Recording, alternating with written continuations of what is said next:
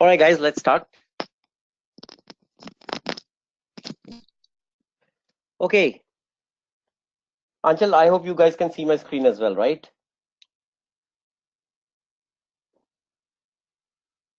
I was really hoping for some other guys to join up. Well, I guess we are about only 10 of us. Another like a straight 5 are missing. Okay, never mind. Okay, guys, so first of all, welcome to project management module. Our third module of change management program. Needless to say, I'm not going to say the project management module is very, very effective because you need the project management skill in profession. You need the project management skill in your life as well.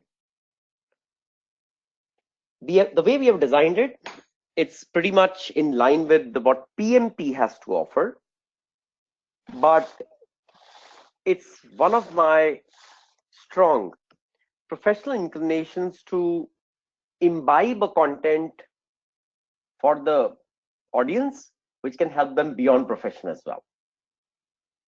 We know that our life itself is it's a tough one, right?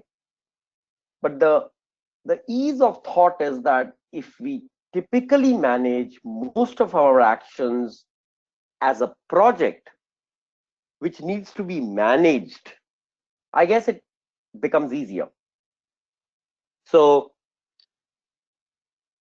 let's say, example, Anchal is going through the entire CMP modules because she wants to imbibe the best of the learnings from it. See where and which ones are compatible with her previous kind of any kind of a work-ex so that she can synergize and use it as a strong pitch for her future, for which she's having certain aspirations.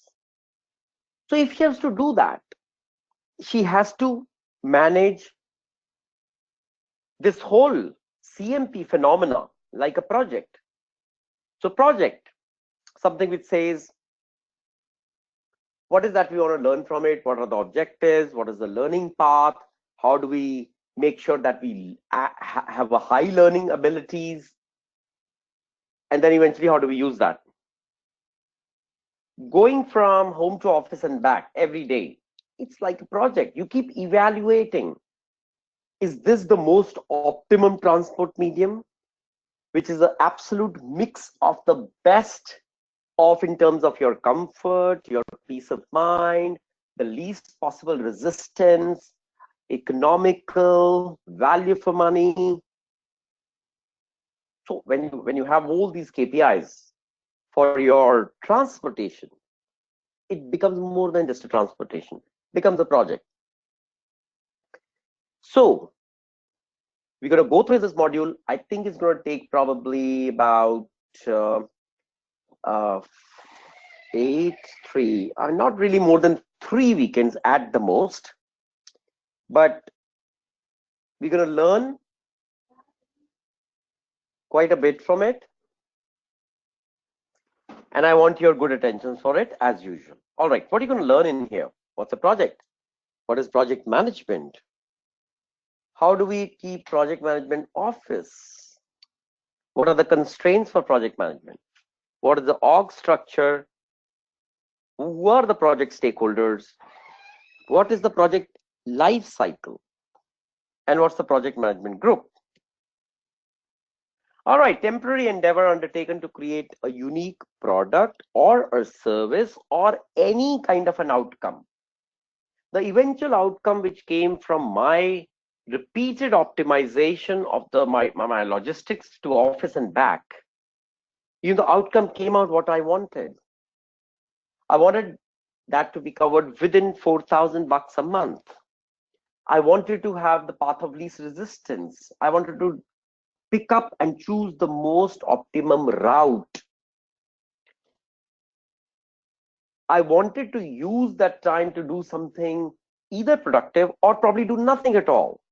But I wanted to use my time for myself. Some of the aims that I have, and if I undertook that, As a project, the outcome was good. I guess you did your project well. So projects, guys, are initiated by organizations for a variety of reasons. To meet a business need, to attain a strategic objective, or to meet a market demand.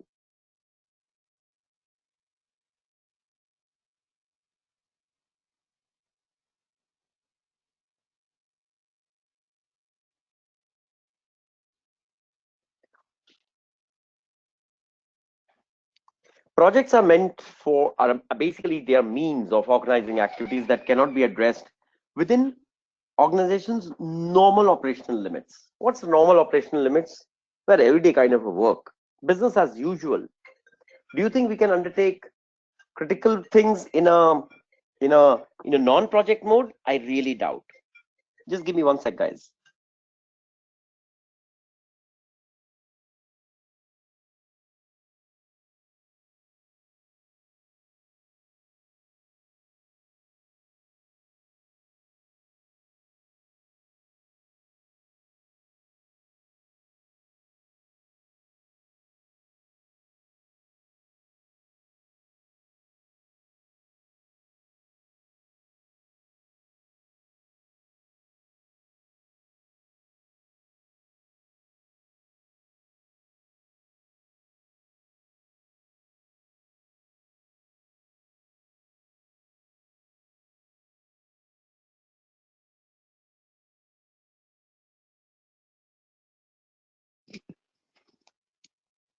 Okay, so we push that aside. Yeah, all right. Let me make it. Maybe let's blow up the characteristics of the projects. Yep. Project it has to be unique in nature. It must have a definitive outcome, some kind of outcome, some kind of deliverable, okay, which which tells us that a certain endeavor was undertaken, planned accordingly. There were certain sets of activities, tasks, all right. It involved a set of people who all had a definitive role on it. And this was undertaken for a specific purpose.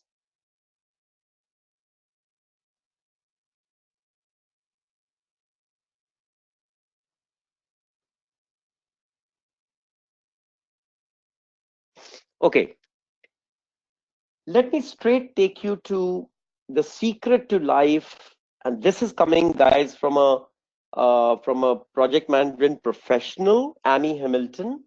Loves project management, is a die-hard believer in it, believes that the project is more of a methodology, not just for profession, but for way more than that. I think we might like to enjoy her discourse. I think it's few minutes. Okay, so let's do that. Start this with a bang, guys. So let's video. Okay, hang on. Let me fix it for you.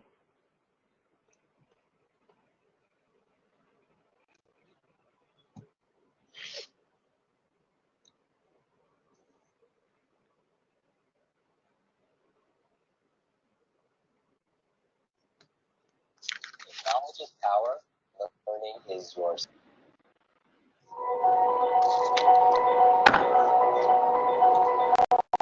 Some of the big misconceptions that I hear about when it comes to what I do with the brain and memory is people think that it's pre.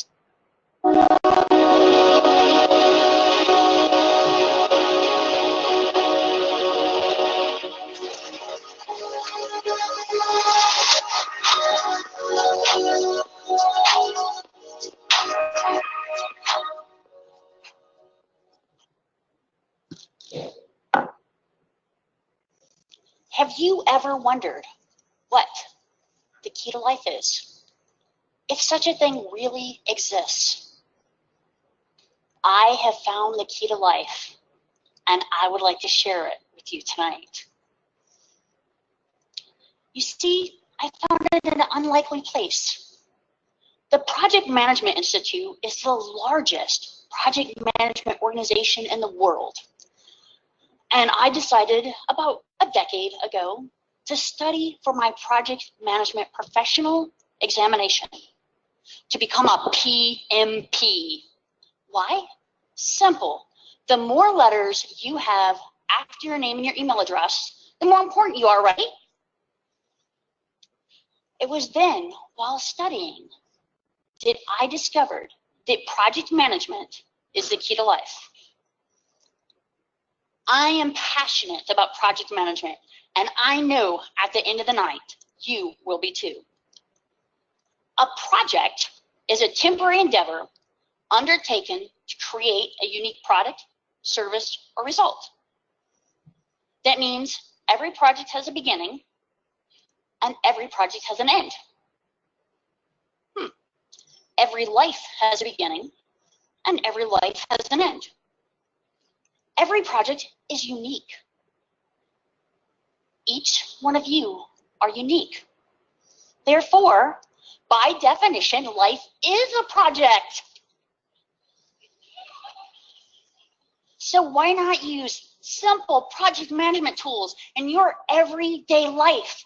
This way you can be more organized, reach your goals, be more resilient when life throws you surprises, like a baby at 47, or a massive heart attack at 64, or a massive heart attack because you had a baby at 47. But some of you might be thinking, I already do this in my day-to-day life. I had a coworker, Joyce. She went to a PMP boot camp, and she came back amazed. She said they gave me all the terminology for what I naturally do, a natural project manager. It's not so intuitive for some people. I have another coworker. I won't tell you her name. She runs multi-million-dollar projects, but she cannot balance her checkbook. You might think project management is difficult. Tonight, I'm going to talk about 3 points. The first one you already have, the definition of a project. How project management relates to you and your life. The second aspect, the scope of a project.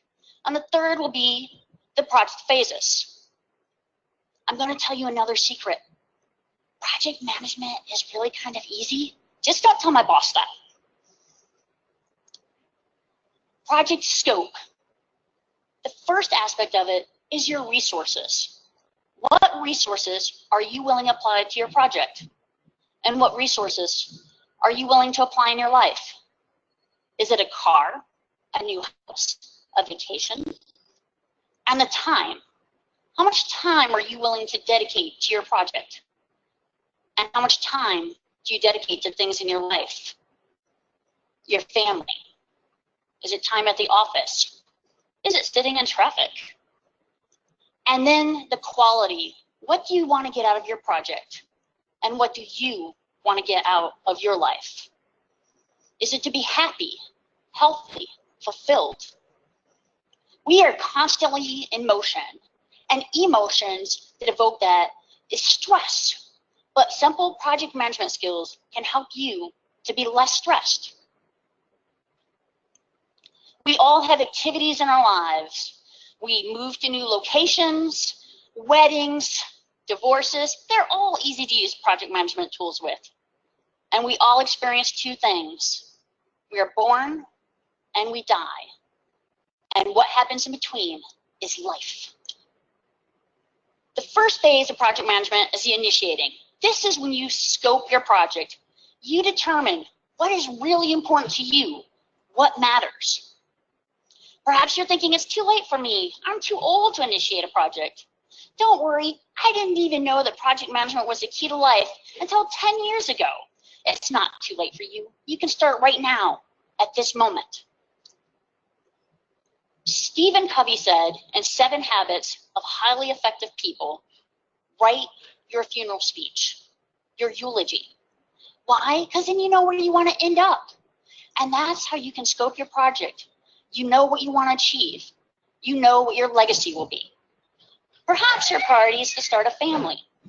For initiating babies, oh, that's an entirely different talk. So instead, let's just say you want to start a family. Is it the right time in your life, in your marriage, with your job? Once you go ahead and you do that, sometimes couples have a hard time conceiving. At other times, they meet at a bar, 2 cocktails later, voila, baby is initiated.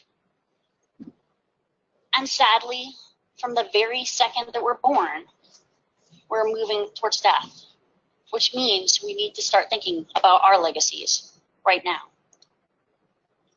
The next phase of project management is the planning phase. And when people think about project managers, that's what they normally think of. And I love the planning phase. I plan everything in my life. Oh, no, I'm serious. So basically, here's how it works. I planned my career in a nice little Gantt chart. It was lovely. I moved from America to Asia to Europe, looking at every detail from packing my perfect shoes to making sure when I get to my new location, I plan a new budget because it's way more expensive to live in Stuttgart, Germany than it is in Hartford, Michigan, USA.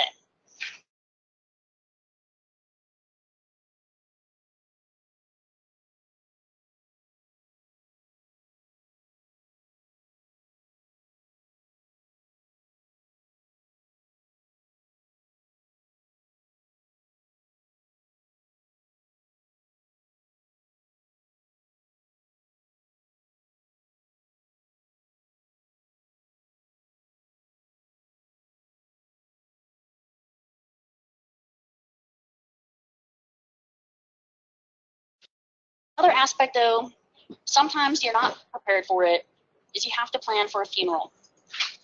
There are sources that report that when Princess Diana passed away, they were not prepared for her funeral. They instead had to use the one from the Queen Mother. Why? Because there was no precedence for a former Your Royal Highness. Next comes the executing phase. Now you can throw your perfect projects out the window because executing never goes as planned. John Lennon said, life is what happens when you're busy making other plans. And if you're a parent, you know this to be true. This is what you picture. But this is what actually happens. Babies sleep when they want, they eat when they want, they cry when they want. That's just how it works. During the executing phase, you just need to take that moment right then, just like now, and enjoy it. Life can be crazy and chaotic. Flights get delayed.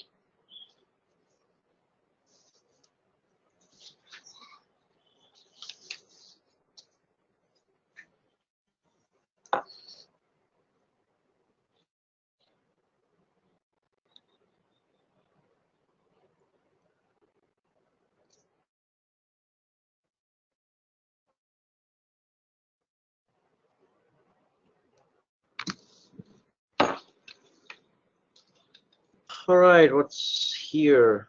Hey guys, mic test 1 2 3. Can you hear me? Mic test 1 2 3. Can you hear me? All right.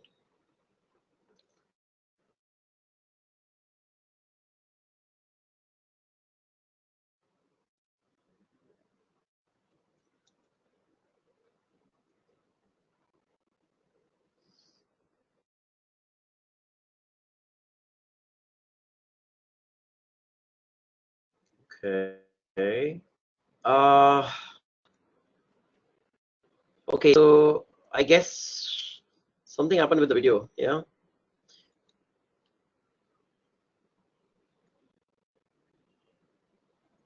Yeah, I think it just stopped. All right. Maybe the bandwidth doesn't support it or something. But I guess you had a fair share of what she was trying to say, right? But wasn't the video wonderful, guys? I mean, she's correlating the principles what we learn in the usual project management professional way. She's linking up to the way she carried out her life. Of course, it's a very kind of an objective opinion for a person, but considering that Amy Hamilton is known to be a very successful project manager, and in her non-professional life as well, she's considered to be a well as an achiever. So I guess it was one point of view which was probably interesting to hear. Yeah, but okay, maybe you couldn't complete the video, but maybe we can do that. I'm assuming, guys, that you can see my screen and You can hear me well, so I think we will continue. I don't think connectivity has raised any kind of a challenge for us. Okay, all right, fine. All right, so just listen and absorb carefully, and if you have any query, you can ask. Okay, these are, I mean, it's something not very technical anyways, so you can rather sit back and enjoy what is being suggested here and discussed here. All right, so advantage of using formal project management, and I think it's no big rocket science that we know that it leads to better control of your resources. Unless you're not planned well, you may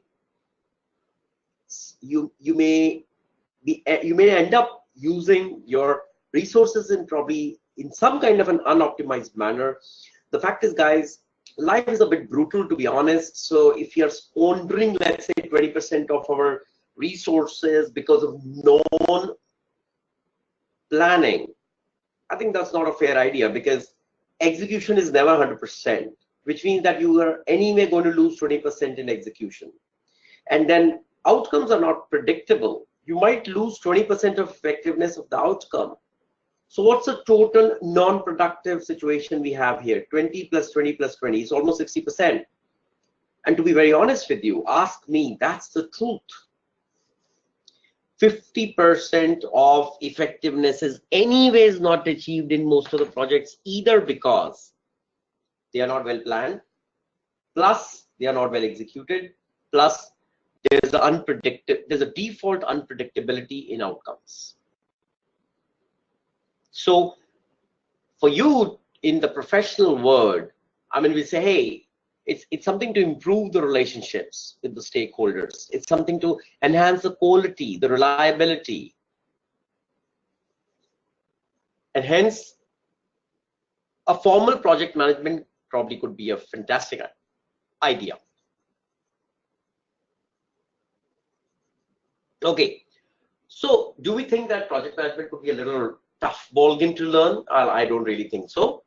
And probably I'll use some of the 12 pointers that we have here to just make it simple for you before we go on any detailed path. All right, before that, let me take you to some of the strategic conditions. These are the conditions, existing conditions, likely for any organization or any situation which demands project management. We call them strategic conditions. Let's look at that. Could be market demand, could be strategic opportunity, which you don't want to miss because it's linked to a clear business need. We could have social needs, so we must undertake certain projects. There could be environment consideration. In this case, I'm talking way beyond the green leafy environment, guys. So basically, this relates to largely the environment of companies, which is, either a mix of the competitors, it's a mix of competitors, resources, the prevalent conditions in terms of regulations, opportunities, right? The typical Michael Porter matrix. And that's where we say that due to the environment considerations, we think we need to undertake a project. It could be technology advances, it could be customer requests, anything like that. But then I always thought, guys, that there is a seasoned difference between project and day-to-day operations.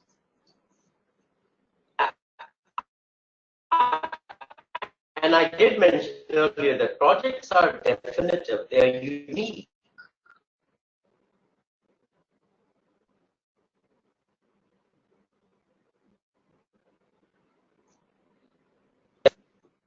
Operations constitutes an ongoing repetitive activity. So where projects need a certain project management professional, operations need basically more of business process management. So you say it could be operation management, it could be business process operations management. And then of course BPM is a different skill altogether. So project says, hey, I am undertaken, and by the way, I'm rather temporary. The project says, I'm temporary. I have a specific beginning, I have a specific end, and you know what? I will help the organization to achieve something definitive. All right? Ops are regular, continuous, predictable, etc.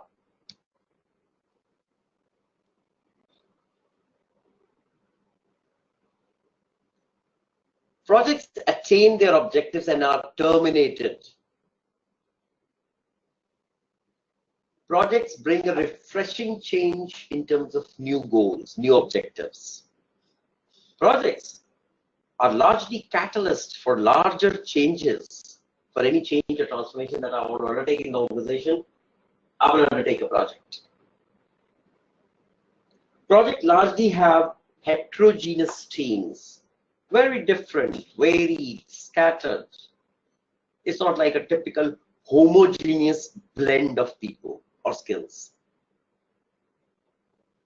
Whereas operations are just to maintain the status quo, have very defined, definitive, homogeneous teams. Operations are ongoing. It's probably, doesn't really have a very definitive start or end date anyways. Some of the example, guys. Implementing a LAN facility. Generating the annual report for a company.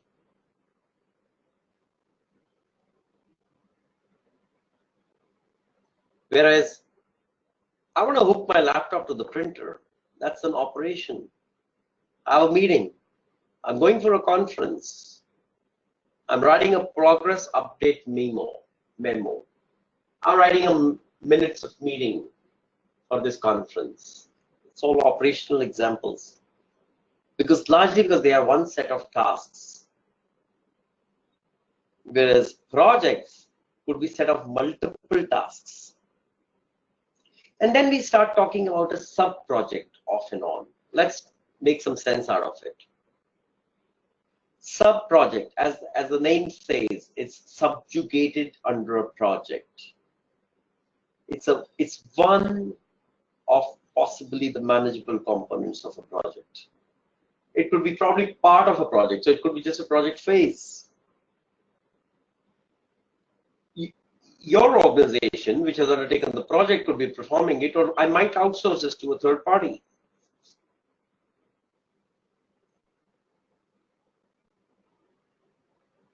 But the fact is, guys, that sub-projects are also referred as projects to give it the due recognition it needs. It obviously brings more attention and focus. So every sub-project can be called a mini project. All right, it's fine.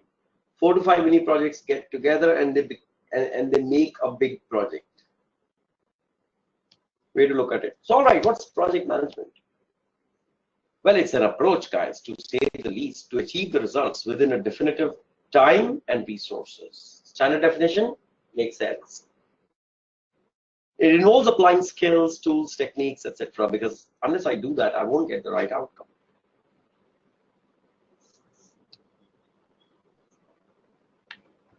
So projects, just like any other thing, gets initiated, projects get planned, projects get closed. Oh, why is this project closure twice? So instead of here project closure, it should be project execution. So projects are planned, projects are executed, projects are closed, depending on the feedback, new challenges, new strategic conditions, new projects get initiated.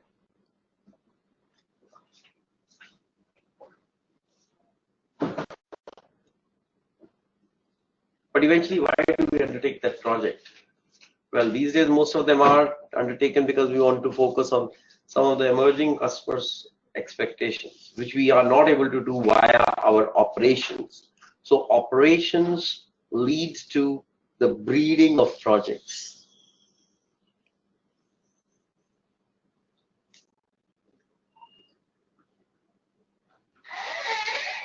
So when I say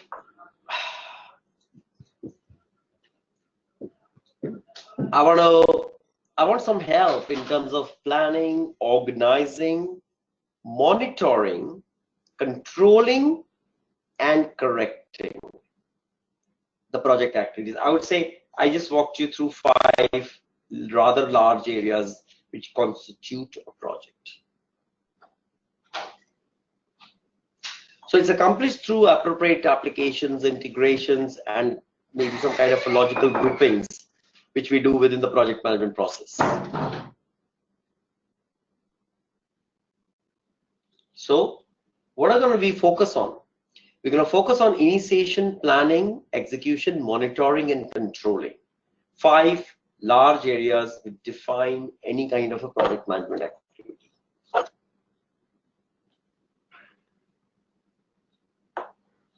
So guys, that's the project management for you.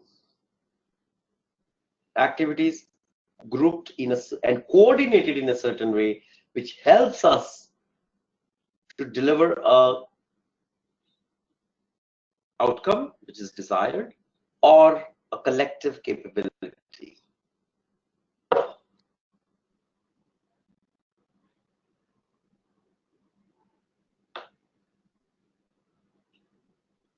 So I would say when I get into any project, what is probably the most upfront need that comes to your mind? Well, something that comes to my mind is, guys, let's focus on the various activities and tasks within the project which may or may not be connected to each other, but if they are, this means they have dependencies on each other. So let's focus on those interdependencies and help determine what could be the most, optimal way of coordinating these activities, wriggling through the interdependencies with ease and efficiency, so as to end up with a good project outcome. And when I'm talking about interdependencies, I would say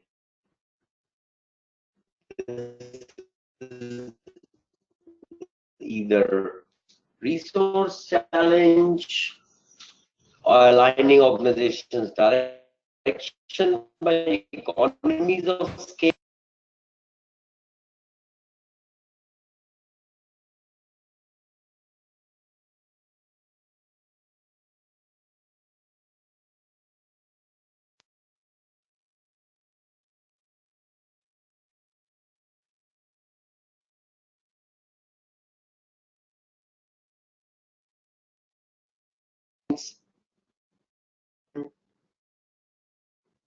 And why is aligning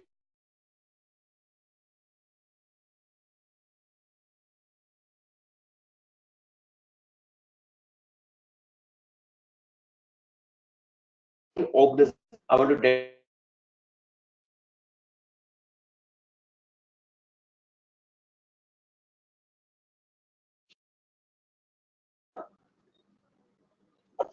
all right, so that's fine. We can do project management, but then suddenly I come across portfolio management. So portfolio, hey, I got a portfolio of mutual funds. I got a portfolio of investments. All right. So what's there in your portfolio of investments? It's got some mutual funds.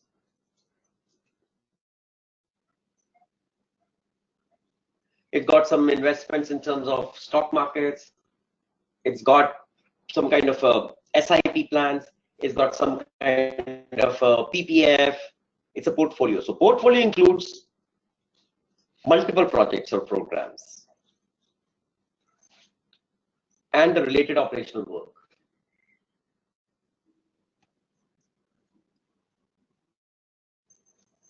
So when I group like-minded projects and programs within a large portfolio in the hope that you guys will execute that while synergizing or what you got from one project into the effectiveness of another. So you will save me money, effort, energy. Hence, I will create a portfolio for you. But there could be exceptions. all the programs and projects that are in a portfolio may not be sometimes related to each other, but the great thing or the reason for bunching them up together is because they are linked somehow to the common goal that I need from all the projects together, and that's the eventual outcome of the portfolio management. All right, good so far? Are we okay, guys?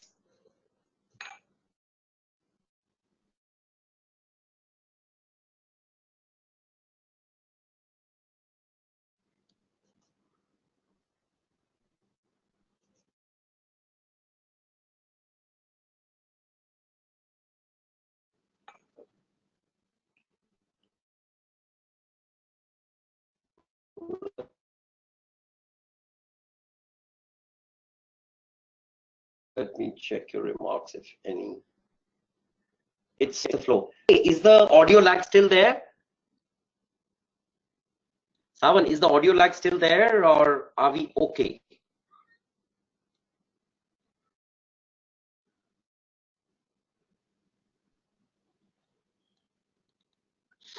Hey, mic test 1, 2, 3, guys. My audio has a lag,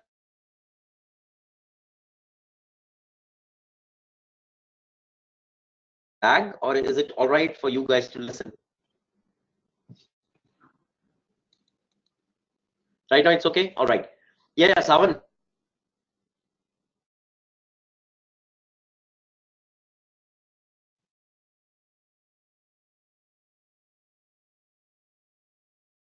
We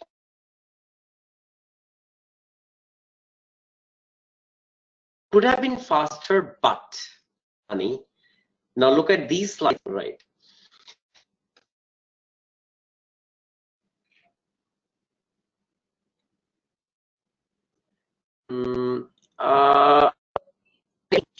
The connectivity, okay? Give me 2 minutes, guys. Yeah.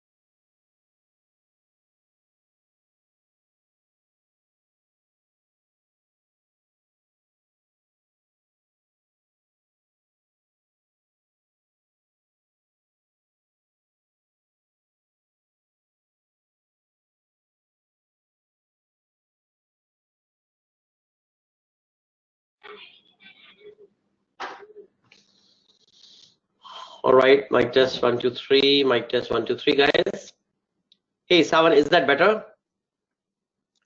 All right, mic test 1, 2, 3. Guys, let me know, please, if there's no audio lag or something, if the disconnect is gone. Is that okay now? Mic test 1, 2, 3. Mic test 1, 2, 3. All right, good. All right, thanks a lot. Okay, then let's get back to this slide. Guys, a great slide indeed. Why? Helps to connect and bring to light what is the most closest, which are the levers, parameters which help us to connect the project view, program view, and the portfolio view.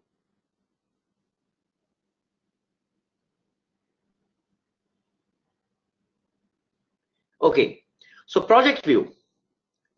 Typically, we have a project management office. Well, nothing great shake, but some of, either group of resources, it could be people, it could be some kind of reporting tool, it could be a monitoring kind of a project management tool, maybe, which helps to plan, which helps to execute, which keeps a track, which keeps the monitoring, all the data collation, assemble the data together, analyze it, bring out with some key interesting results or outcomes which can help to take certain decisions. Somebody's got to do that. Yes, so that's the project management office. Typically in organization, guys, you have a PMO, project management office, and a project manager officer, both. Okay. Some people who will be your will be part of your team and who will help to generate the requisite insight into your project. And it's an insight which a project manager shall need in order to be more effective in terms of his or her decision making. Yep.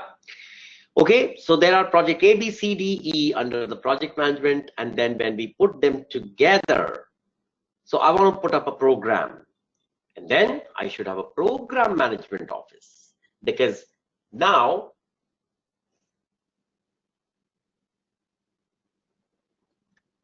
I have multiplicity of projects, plus I have some other programs coming in.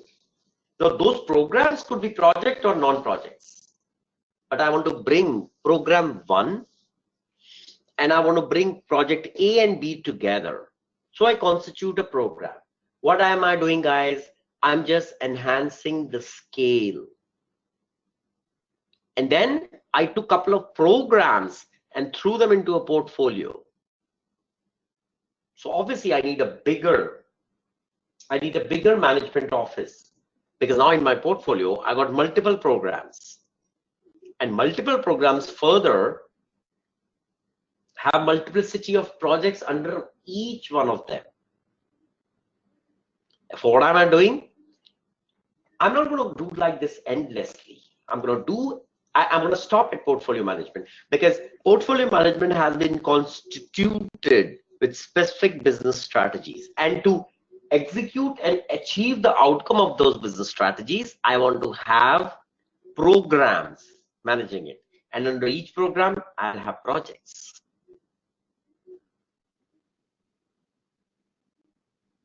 Okay, so that's the relationship. So obviously portfolio management office is going to be way bigger than a project management office.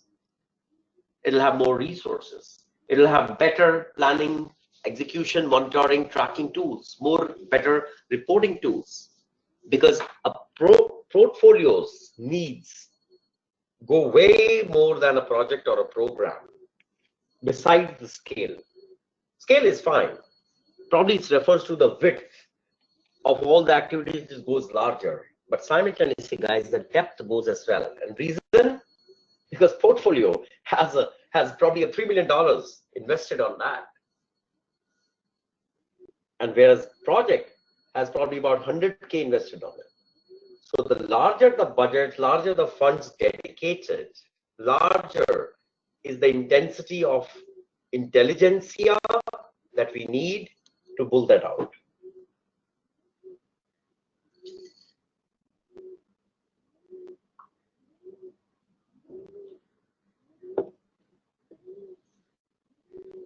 And then whether it's a project, program, or portfolio, some things are common, guys, and that's the common horizontal you see underneath. Eventually, a project shall remain a definition of time, cost, and quality, right? And if I enhance the scale of projects, which means I look at a program, I will say it's more on coordination, communication, and sequencing the projects in a most optically and non-optically in the most optimum sequencing of projects, so that you can still cash and leverage on synergies, etc. So that sequencing could be your job tomorrow. So managing, so I absolutely see quite a few of you eventually going into project coordinations followed by project management. It's typically the most versatile job, still most common job in this world. And when I look at portfolio, which you are going to probably handle in some time from now, what are the stakeholders going to expect from you? They're going to expect, hey, what's your portfolio's return? What are your consolidated risk?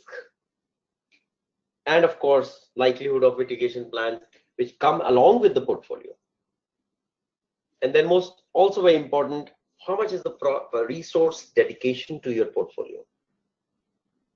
So this is, guys, a view that I wanted to show you to make you familiar with project, program, and portfolio.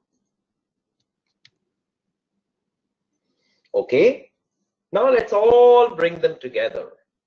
So Mr. Sawan works for a large organization where he has to look at organization environment internal. All right, and then bring together projects and programs to create a red color portfolio. Okay, now org environments help him to develop the strategy which will give him the right guidance to consolidate the right programs and projects into a portfolio which he will execute to deploy and deliver from that.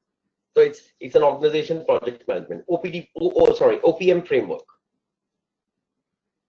But then what is the core idea from where someone gets guided? I would say the overall strategy of the organization.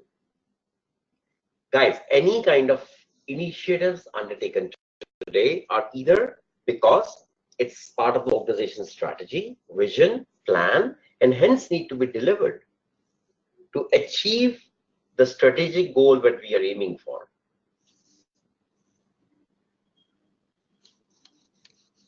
So the key points, guys, here is that all the efforts in the organization, whether it's part of organizations, where it's solicited beyond the organization, okay, eventually it should be guided to support the organization's strategic goal. So next time you're managing a project, or you're going to manage a project, or you're planning to manage a project, please see just one thing to begin the day.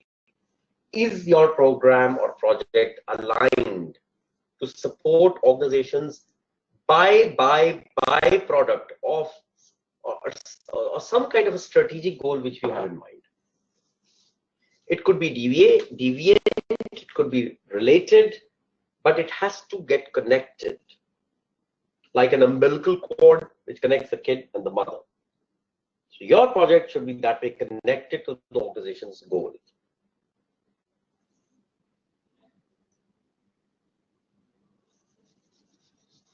So organizations change their strategies, but then what happens is it triggers a cascade change, to the organization portfolios, projects, and the business as usual, which is operational work. Yeah, that changes their present and changes their future. That's where the project management comes in.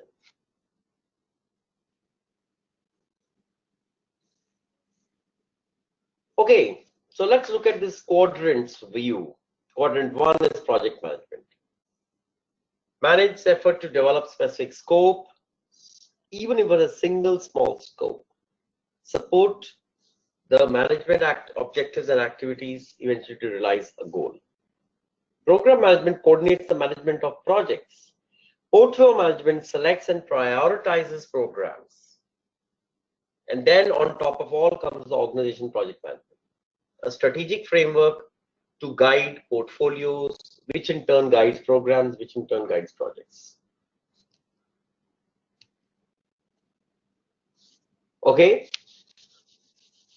Very, very likely you will be responsible to set up your own project management office. It may be small or large, but you will need that so that you can get dedicated yourself to the planning and execution side and don't bother about monitoring and reporting.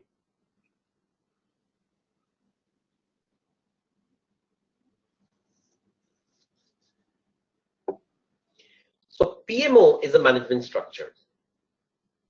It standardizes the project-related processes, facilitates the sharing of the tools, the techniques, the resources, everything. So everything is consolidated in PMO. So when you decide in a project, you decide on a high-level plan, which leads to high-level planning. High-level planning leads to, hey, sorry about a little noise here, guys, in the neighborhood. I think there's some work going on. Okay, I hope that doesn't bother much us. Yeah. So it's like a kitty. Project management office is like a kitty, which has all the tools, techniques, resources you guys thought of while you were making the high-level plan, and you knew that you will need those tools, techniques, and resources, to execute your project. So you consolidated, assembled, and dropped it into PM and said, hey, these are the generic and specific things that we will need. We will also keep consolidating and acquiring and soliciting more as we may go along the way. But looking at the broad planning as of now, this is the resources we want to generate and consolidate. So what does the PMO do?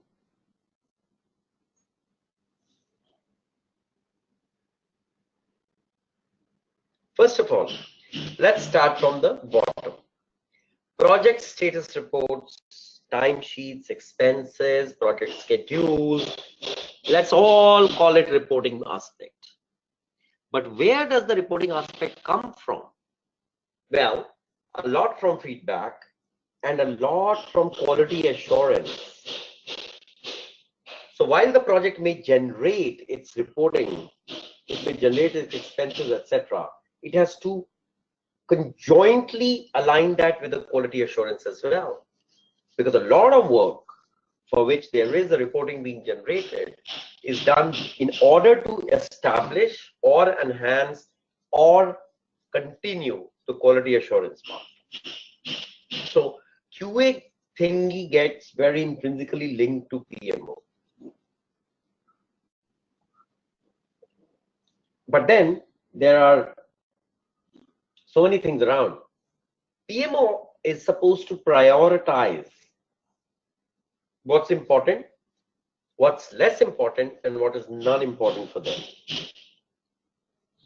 Because eventually, beyond the project manager office, what you as a project manager are, aiming for is the fact that how you guys are incorporating the transformation changes which the organization is thinking of from its enterprise strategy way, how it is being reviewed by a certain governance board, which gives output in terms of a business unit delivery strategy, which is specific to achieving a certain goal, and then the project management office takes over.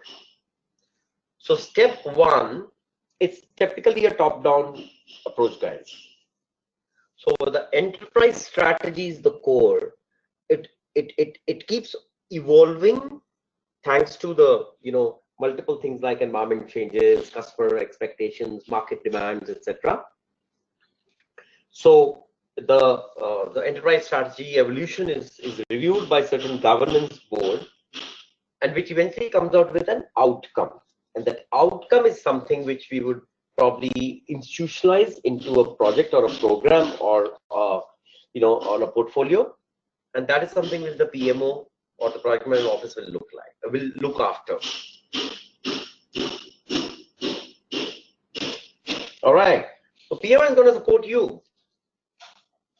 It's going to manage all the shared resources across the projects, because now you're not a project manager, you become a program manager.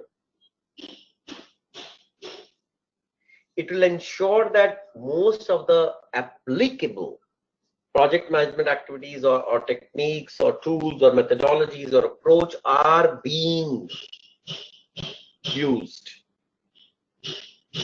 in the project. PMO is going to help in mentoring, coaching, any kind of a training which is required by the project resources to become more effective.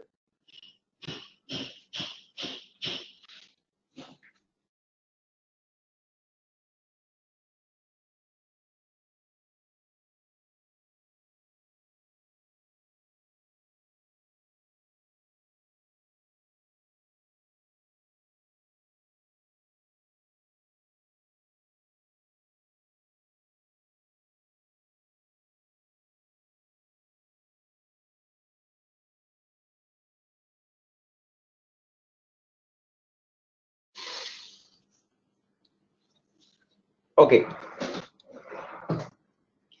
guys, some of the slides could be faster. Okay, so what is project management office authorized for?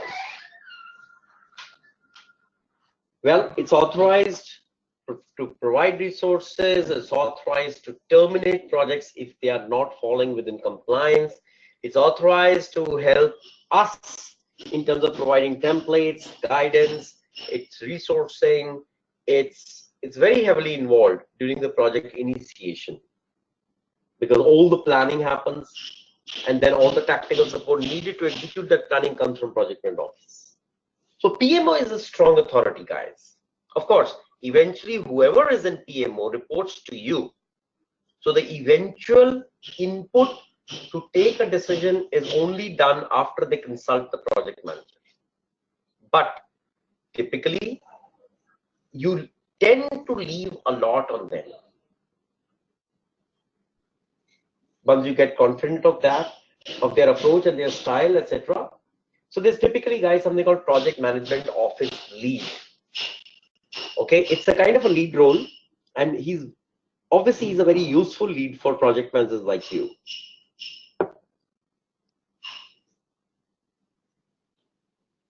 Okay, so can PMO help in multiple ways? You need to know that, and the answer is yes. If you say, I need them only in a supportive role, fine. There could be the right templates to be used during projects implementations. You need that from them. You need certain policies, procedures. So PMO is also like a Bible office. Yeah, it maintains the Bible of project management as well. So you can consult it. Yeah. Now, when in a supportive role, guys, project management office doesn't have too much of an authority. They have to go via you.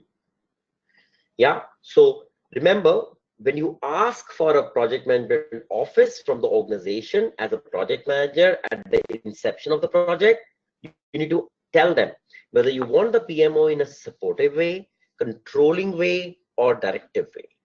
So supportive is simple. Controlling. In controlling, the PMO is obviously more enabled. It supports you in terms of how to manage projects, how to impart the necessary training if required for other projects. It gets into project management software. Well, it has to be more capable because now it's in a controlling mode. Yeah. So that's why when you say, I want to give some moderate level of control over to my project management office, because I can't take care of everything. I want to give certain authority to them. That's controlling. And when you say directive,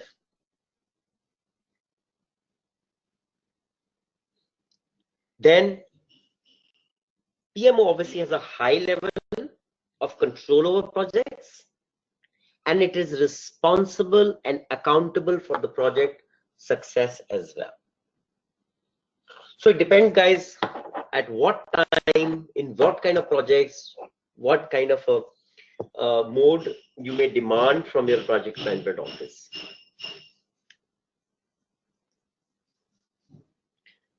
And welcome our project manager into the discussion.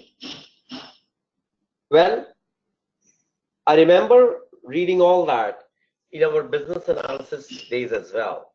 Constant interaction with stakeholders, because project managers can then expect involvement from them. Now the point here is, are we discussing project manager? Yes, of course we are. But then, guys, some of the things may sound a bit familiar, because not because the project manager and the business analyst jobs are the same, because we have a common name for people around you with whom you work, and we call them stakeholders. But the fact is, remember, project manager stakeholders are obviously different from a business analyst stakeholders. Yeah. Now, typically, project managers report to something. Yes. Hey, there was a query in between. So Priyanka says, shall we use checklist for making a portfolio? So Priyanka, it's very simple. You will need always in your careers of project managers, always take the bottom-up approach. You will never go wrong. So first, the checklist which will be likely provided to you is going to be a generic checklist to institutionalize a project. Checklist like, which has things like setting up project management office, identifying the key stakeholders, arriving at a basic identification of the risks, right at the beginning of the project itself. And then in the checklist, there is what kind of resources you need, from where you're going to get them, when are you going to get them, right? That's a checklist, basic checklist to pick a project. But then the scale comes in. And when you start managing programs or portfolios, the same checklist applies, remember, because a portfolio is a mix of programs, but a program is then a mix of projects. So you're going to use the same project checklist to build 1, 2, 3, 4, 5 projects. Club them together into a program. And when you club multiple programs under a portfolio, eventually the same checklist is being used. So eventually, for a portfolio, there may not be a separate checklist, but it's going to be the same one which you use to build multiple projects and programs. Okay? All right. All right, so let me put it apart.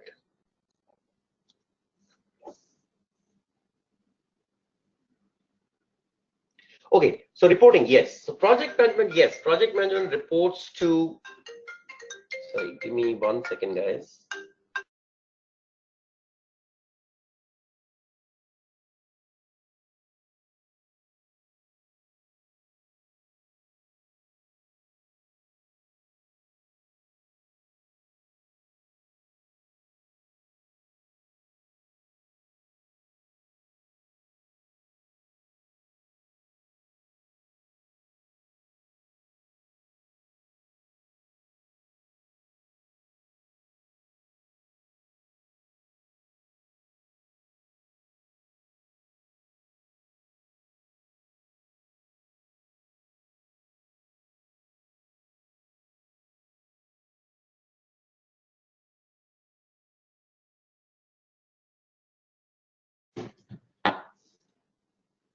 So yes, a project manager reports to a functional manager. So functional manager could be like a department head. Like what? Okay, I'm in a car company. So one of the functional managers is the production in charge. He has multiple projects under it. Then I got a marketing in charge. I got a sales head. I got a finance head. Project managers within which department they work in, they report to the functional manager.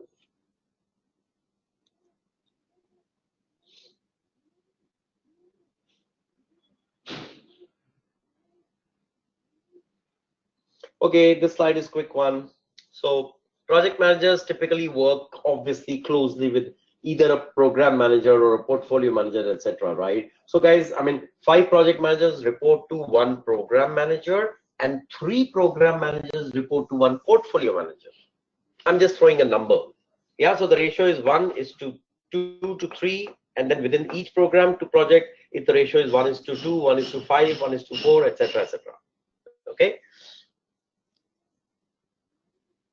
All right, quickly.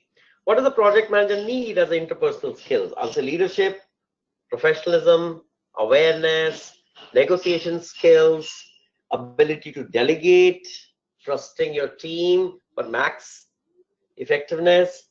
You should be able to have an influencing persona. Your critical thinking, problem solving should be good. Your behaviors and integrity should be consistent. You might be thinking, where would you need this slide?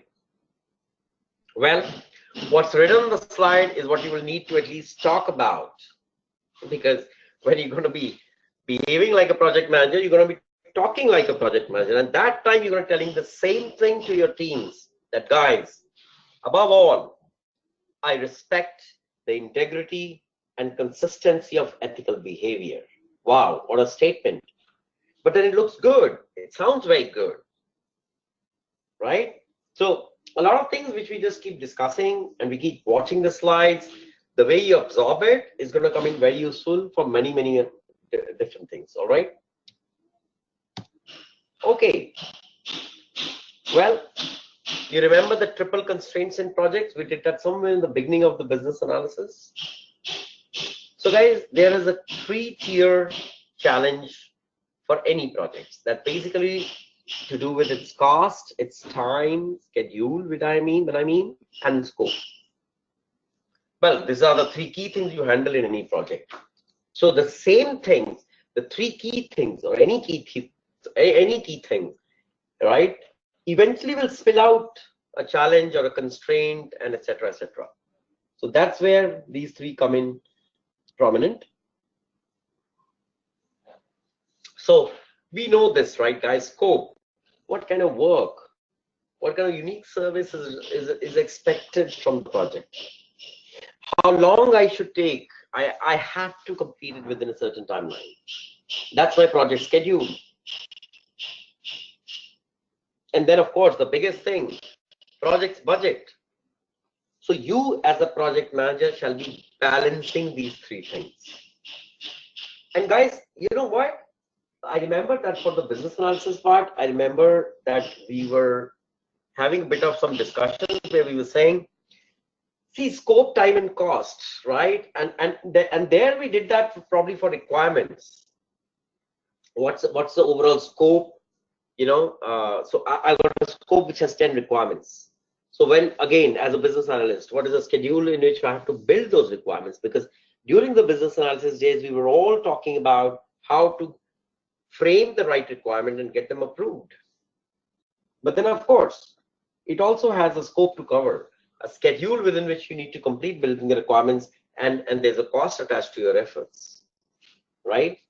It's like a small project. But then multiple things when you start handling, you need to look at the overall scope, time, and cost.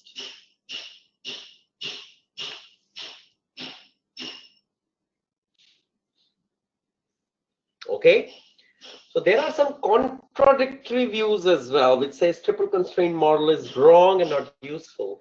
It says that cost is a function of time and scope. Cost is a function of schedule and time and scope. That these three factors are related in a defined and predictable way. It says if you want to shorten the schedule, we must increase the cost. Well, really? And it says that if you want to increase the scope, you want to accomplish more in a project, we need to increase the cost and the schedule. But that's not always true, guys. And the contradiction here is that against what I said above, there's a different definitive thought. It says, why is that the majority of projects are always over budget and always late? This runs contrary to the constraint thought. When we said, hey, you increase my budget, okay, and I'll deliver the project on time. Did it happen? Not really.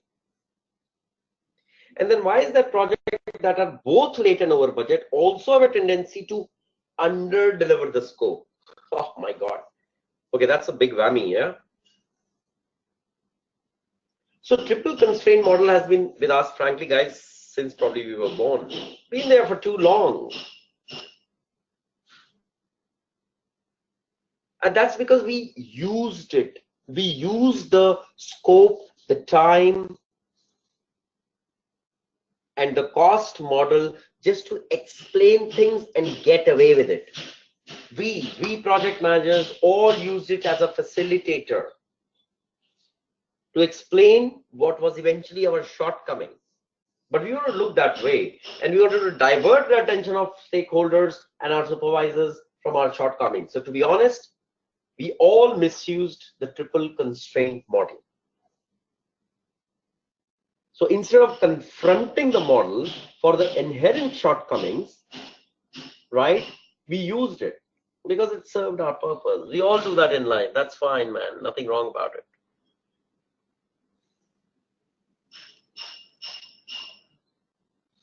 So then we did away with the triple constraint model now. And in all the contemporary projects, we have the value triple constraint, VTC, value triple constraint. Of course, guys, it wouldn't come as a big surprise for you because the whole world has moved away from cost and it is now focusing completely on value. I remember 10 years back, I used to go to the client and win the project by saying, hey guys, I'll deliver it at a minimal cost. But now if I have to win a project, I have to go and tell them, guys, I'll deliver it at a maximum value.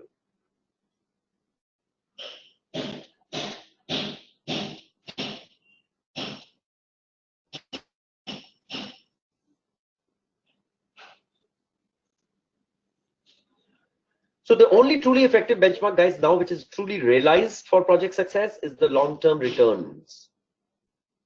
And that's how all the stakeholders are going to look at it. That for the long-term, for the investment done on the project, what are the long-term gains? And now your value proposition has become a function of scope and capability. So capability has replaced your timeline and your cost. So we shook the model, and we did nothing much, guys, trust me. We just made it align with the latest and the greatest.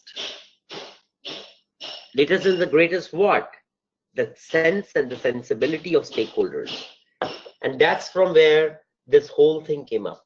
So if you look within it, you will still find the project expenses, you will find the project's benefits, you will still be looking at risks, and then you'll be calculating the ROIs, which is fine.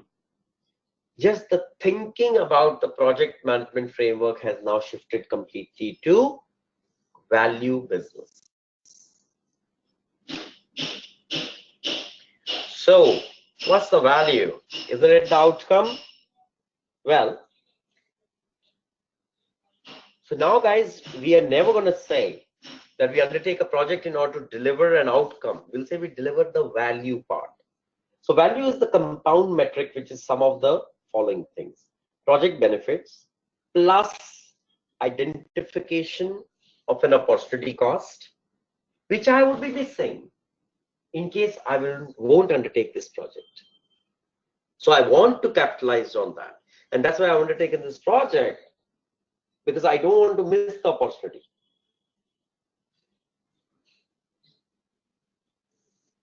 Okay, then comes decision opportunity cost, and then project schedule cost and project delivery cost. We'll explain that in the forthcoming slides, but just to give you a view, this is the consolidation of value business.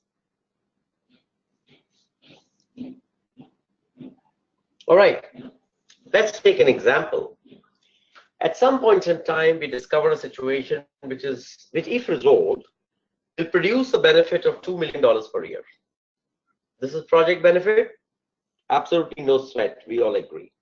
Let's also say that the situation which we have just identified has actually existed for 2 years.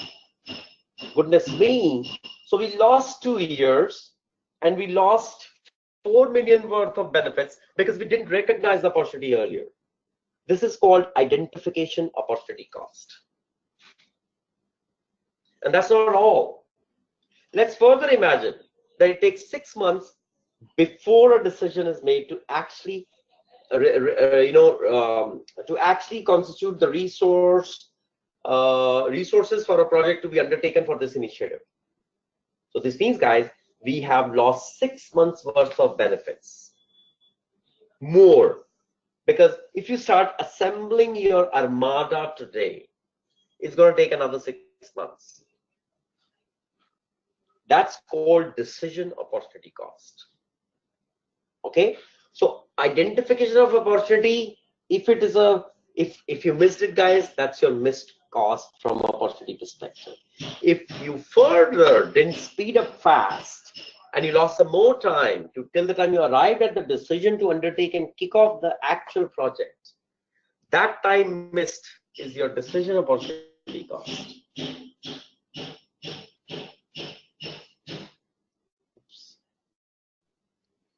All right, another example.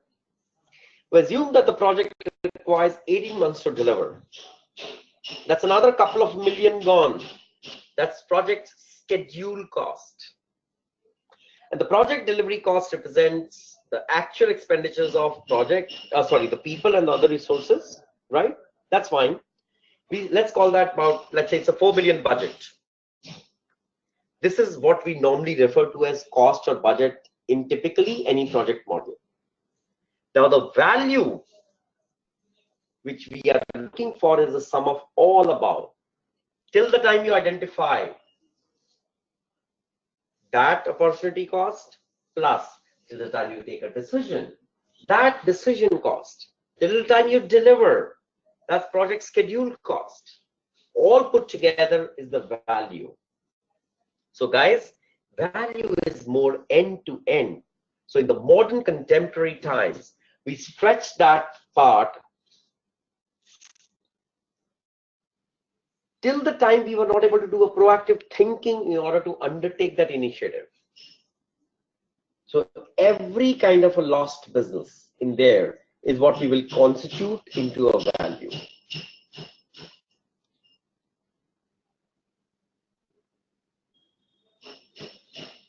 Okay. So let's look at another quantifiable example, guys. All right. So it's a project, guys, where we have a category column, which is the things that we just discussed now. Identification opportunity, decision opportunity, schedule opportunity, etc. And then finally the delivery opportunity. Now, if I see the impact, yeah, I see that, guys, that if I'm able to do this project, the benefit from that over 3 years is almost 6 million, something like 2 million per annum. I took 2 years to recognize. I'm sorry. It's yeah. Till the time I took time to recognize the opportunity, another few million lost. I took time to decision make, another few million. Schedule opportunity till the time I was able to complete, and then finally deliver. So if you do the subtotals, guys, it's a lot. So what do we see in this table? Over a 3-year period, we expect to see a total return of 6 million. The new expenses that we need to budget to deliver this benefit is almost 4 million. It has a cost to the company of 5 million, which is the lost opportunity, till the time we could identify and decide to pursue it. So these are some random numbers arranged in a table, just to showcase to you guys that the truth of a project manager's life is that unless a project manager is proactive, decisive, something like which we saw on a slide, couple of slides back, right? It can cost you and the company a lot. So if in today's day and age, you intend to be a project manager, I would just say that it's a great idea, good decision. But the fact is, guys, that you need to be very, very contemporary in your approach, in your thinking, and in your actions, because there is a huge value attached to any kind of shortcomings otherwise that we may not be able to perceive and, you know, take advantage of. Yeah, so some random numbers, but just to give you that proportionately, if I see the larger size projects, yeah, because all those are the ones which run into millions, there is a substantial benefit or non-benefit, which is the lost opportunity. It depends on the way you think.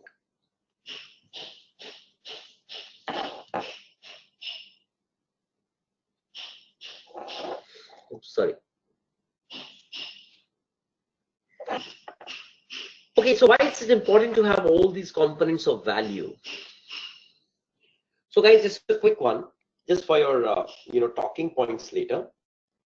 With the current triple constraint, what we measure is strictly at the individual project level. We never use triple constraint model, thankfully the old model, to measure inter-project effects. But the value constraint model goes beyond individual projects because it allows us to measure even programs and portfolios. Because value is cascading. And during the interconnectedness of the projects which you deliver within a program, it becomes a program value and eventually a portfolio value. Value can be compared year after year. Typically, if you see in a triple constraint model, it talks more of the project benefits It never talked of the value.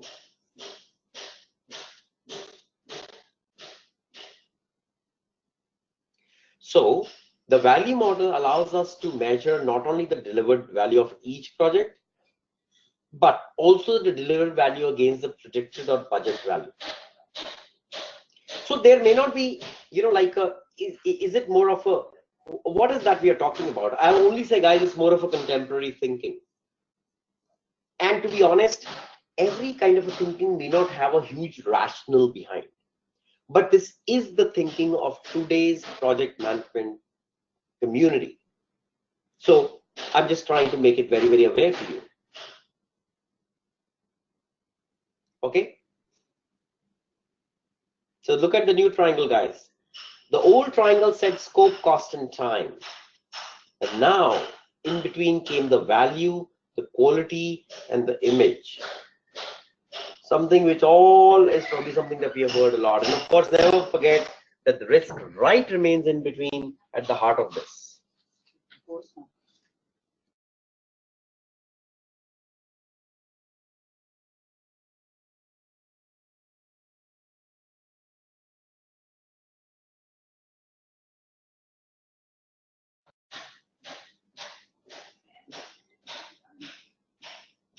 Okay, so Savan, the image part here is actually very interesting. But instead of me telling you in a blunt way, allow me to roll through a couple of slides and slowly bring it out, right? And after all, it's like the big value model I have to showcase you. So I have to take, it's a little time to unravel it, okay? Yeah, it's a bit of surprise, never mind.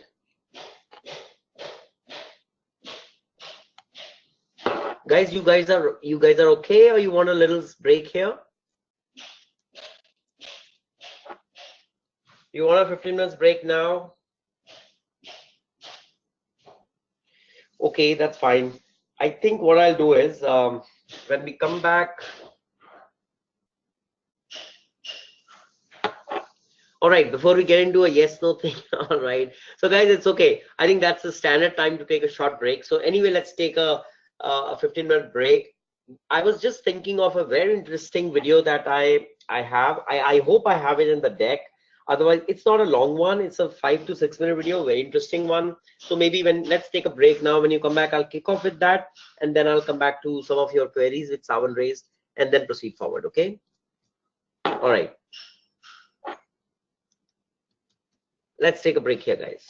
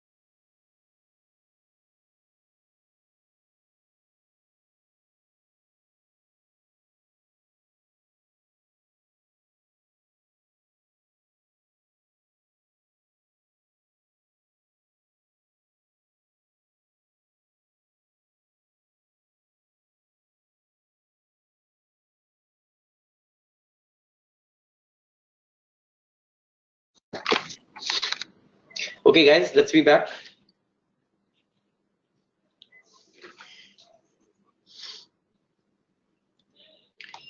All right, guys, let's be back.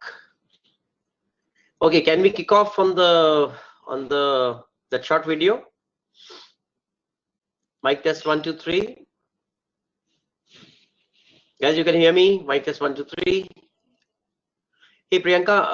All right, good to go. Okay, great. So, guys, I'm going to show you.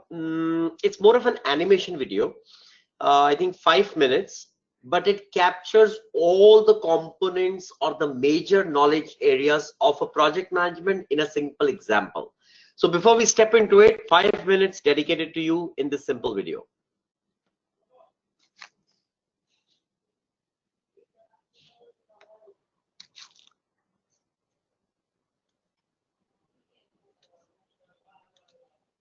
By Knowscape. What is a project? A project is a temporary endeavor which has a definite beginning and end that is carefully planned by dividing into several phases to give out a unique output. How are projects different from operations? Projects are temporary. They create unique products and are closed after attaining the objectives. Whereas operations are ongoing processes. They are repetitive, and the objective is to sustain business.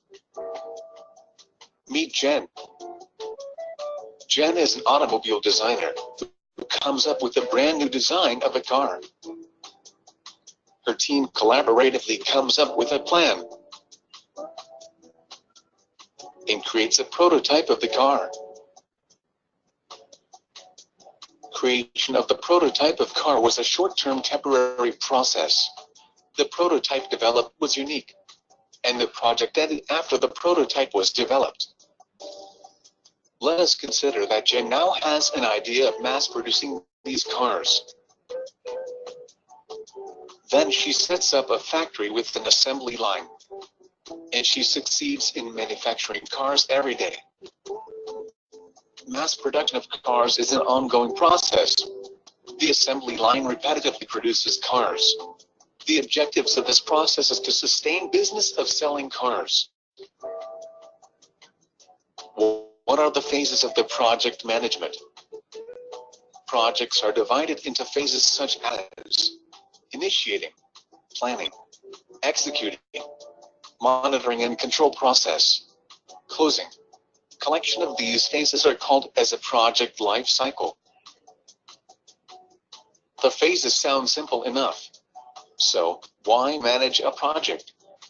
Here are the statistics. Only 1 out of 4 projects that enter development make it to the market. 31% of the IT projects are canceled before completion.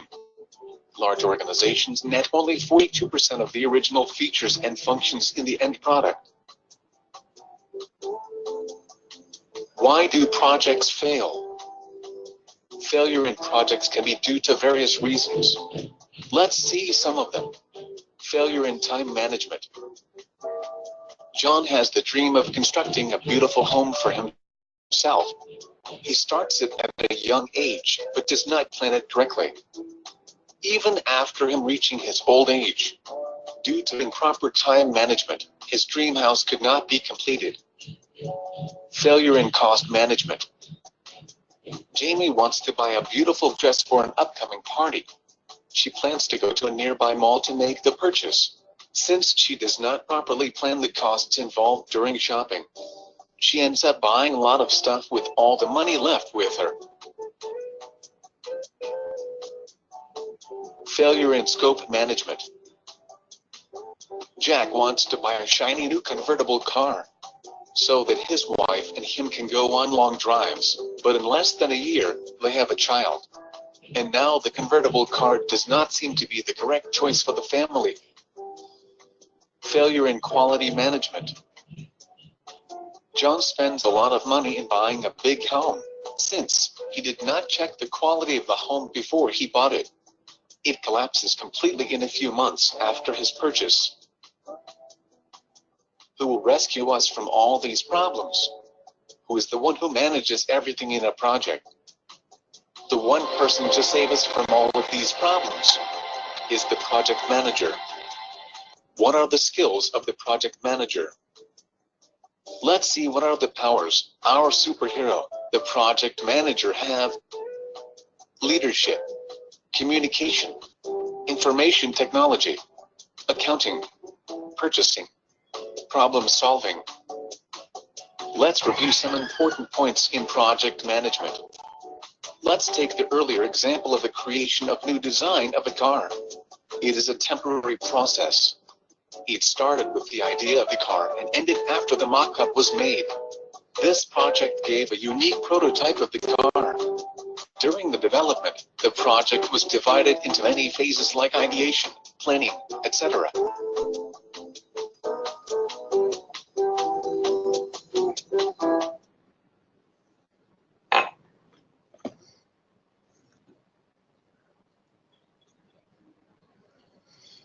I'm really excited.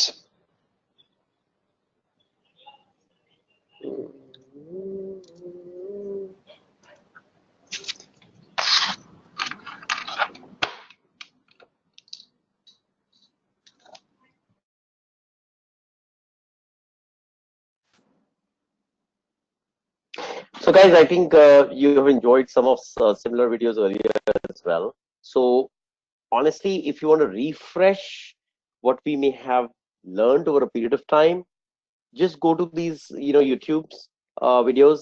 I think they are most effective and uh, the fastest way to refresh yourself with a kind of a knowledge area that you want to do that. It could be business analysis, agile, project management, etc. Anything. But yeah, but you can of course have the video links from the decks that are already uploaded, in the LMS. Yeah. Okay.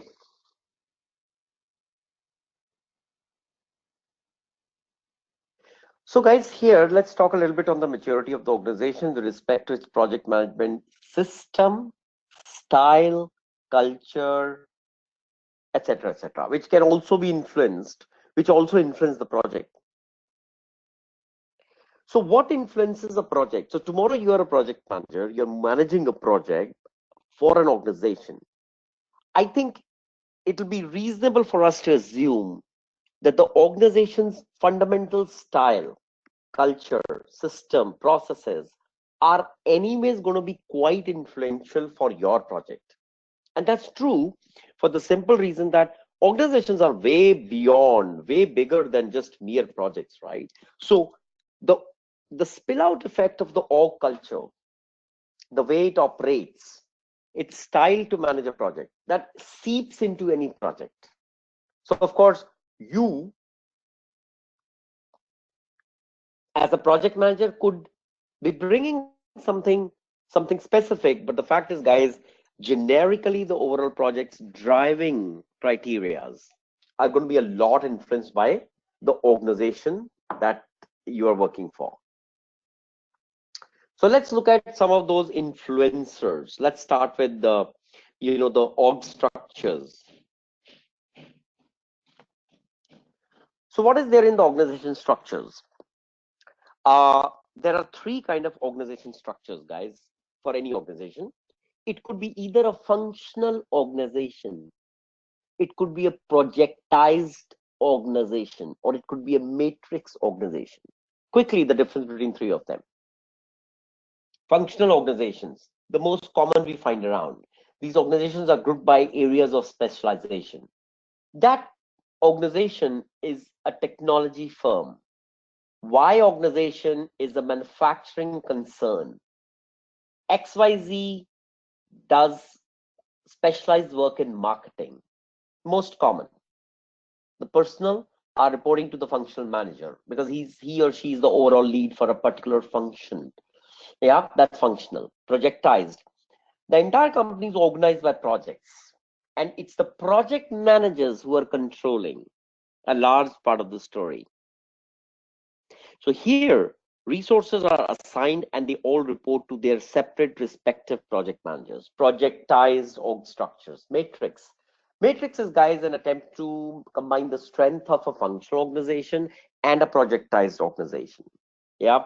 So here, the team shall report to both the functional manager and the project manager. If it is a strong matrix, the power rests more with the project manager. If it's a weak matrix, it's more it's more with the functional manager. If it's a balanced matrix, then the sharing of authority, power, discretion, decision making is shared between project manager and functional managers. So what is this organization, guys? Essentially, yes, it can be an IT organization. Let's talk of maybe, let's say, any XYZ global, kind of a consulting organization in information technology. Now, it's more on technology, which is a function, but then within that, they have compartmentalized the teams into a projectized organization.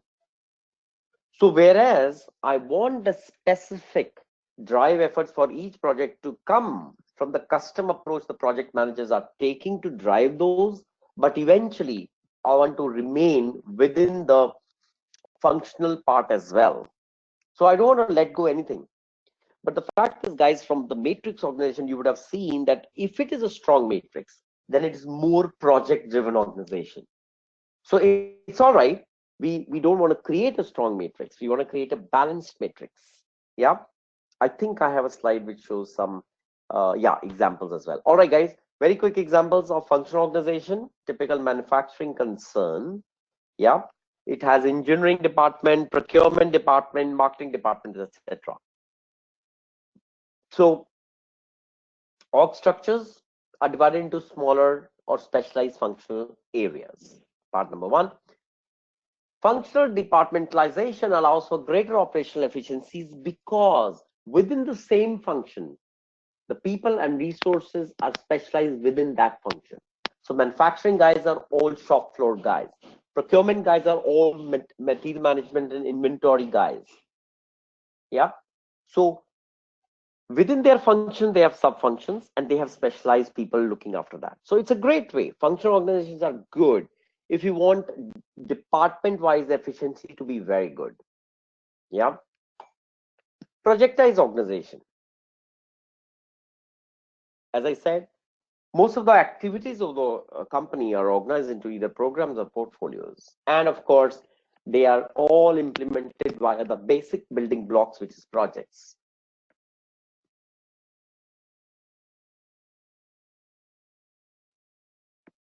Practically in projectized organization, guys, there is nothing called a functional authority, a functional manager, etc.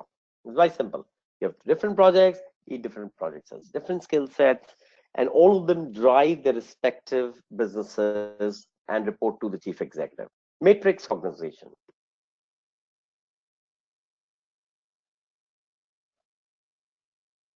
So what do we see here, guys? All right, perfect. That's view number one of a matrix organization. This is a second view, and this is the third view. So what's the difference here, guys? Look at it. There's a top manager, yep, and under that, there are multiple functions: manufacturing, sales, finance, etc. So as a horizontal, I have organized my work and tasks into functional areas, right? But within the functions, I operate also in a project manner. So within the sales unit, for example, I have three different sales units. Maybe one is institutional sales, one is retail sales, one is specialized sales, and all of them are managed like a project. So what does that mean? It means within functions we have projects. That's one way to operate, and this is the most useful and most suitable for organizations that are operating in a dynamic environment. So please keep that in mind. Projectized organization sitting within each function unit. Yep. However, If any organization is working in a stagnant environment, producing commoditized products, let's say I take an example of plastic bottles, water bottles, pet bottles, commoditized, nothing really unique about it. It's not really growing as such. It's a stagnant kind of environment in terms of competitions, in terms of pricing, branding, marketing. We don't see anything all that for pet bottle, right?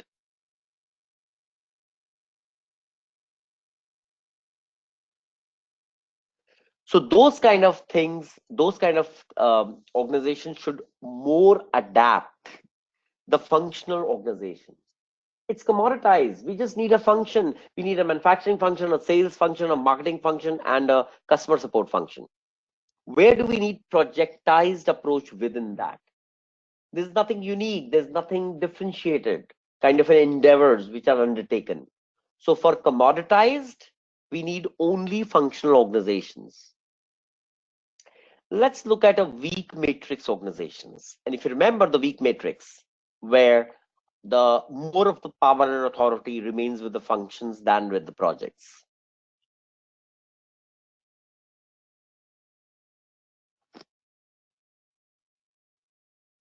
So in weak matrix organizations, project managers report to function managers.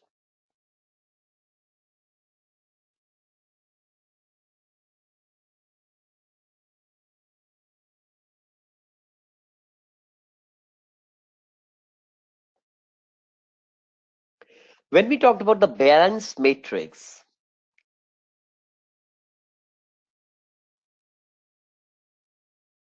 then we have slight challenges there as well. All the project team members have to obviously account for their time accountability, and there are certain issues in that. Since their reporting authority will want projects on their time within the project.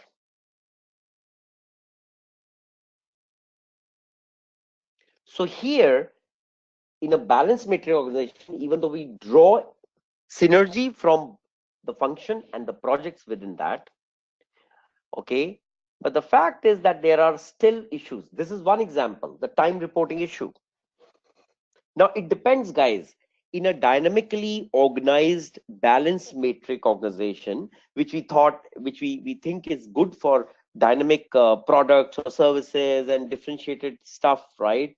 So there, even though the fact is that it's a delicate balance. When I said a strong matrix, I said projects, are more prominent over the functions. Weak matrix, functions are more prominent over the projects. When I say a balanced one, well, ideally on a paper, this could be balanced, but in reality, this is a little more difficult, and we will see how and why it is difficult. So this is the same theory as it goes for weak and strong. Yeah, this is better. Comparison, guys. So let's look at a typical table where there are project manager characteristics, how it goes for a weak matrix, for a balanced matrix, and a strong matrix. So you may not feel when you enter the organizations, but strategically, if you see the overall structure of an organization, they'll be very subtly divided like that. And now, of course, there are so many hybrid combinations which have come up because the simple reason that each organization feels which best way it has to self-organize itself to draw the maximum effectiveness. So in theory, it's fine that we can read about a weak and a balanced and a strong matrix, but typically it gets a little more custom oriented than this.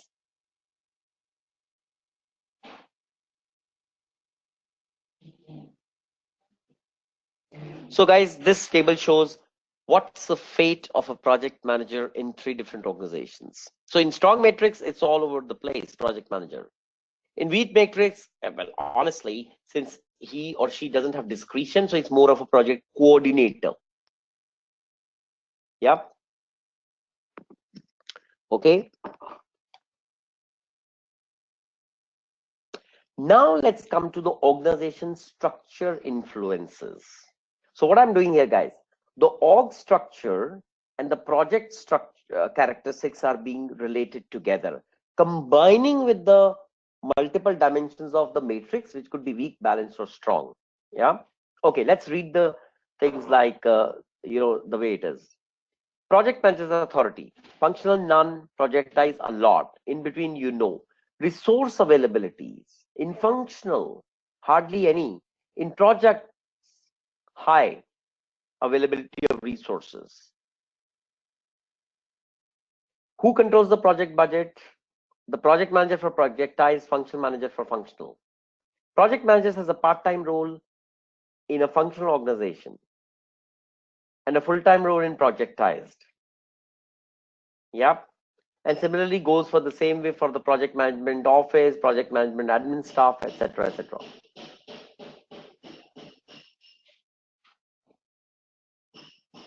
Well, now let's come to the key point. What are the advantages of a functional organization? It's simple, guys. It's management of specialists. That's easier. That's advantage. Other advantages: team members report only to a single supervisors. Resources are centralized. People learn from each other's experiences, and the combined wisdom helps to evolve the specialization to the next level. There are clear defined paths in areas of work specialization. The disadvantage is obvious. People are too focused on their only functional specialities. Second, there is nothing called a career like project management in functional organizations. All right. So what's the message for us here, guys? If you are aspiring to be a successful project manager, we do not have to look at functional organization for related opportunities. Now, the disadvantages now, if I look at projectized organization, which are quite glaring, is there's a lack of specialization in functional disciplines. Otherwise, in a project, we have specific skills which are meant to do specific roles.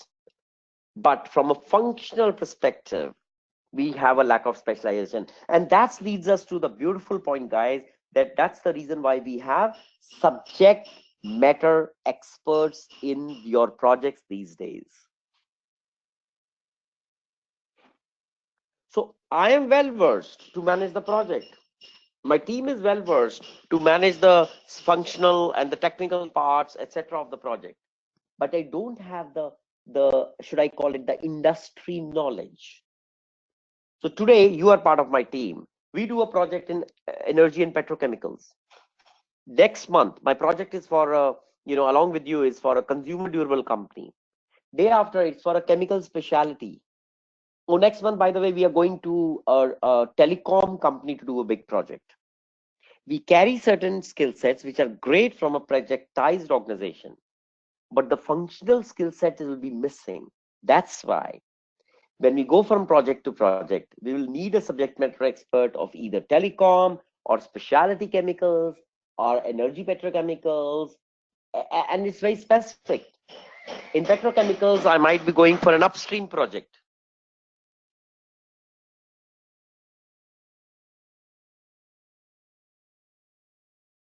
So if I go for an upstream project, I need a functional guy who can help me to understand the drilling and the exploration part of an oil company. That's highly subject matter specialization. That's a functional specialization.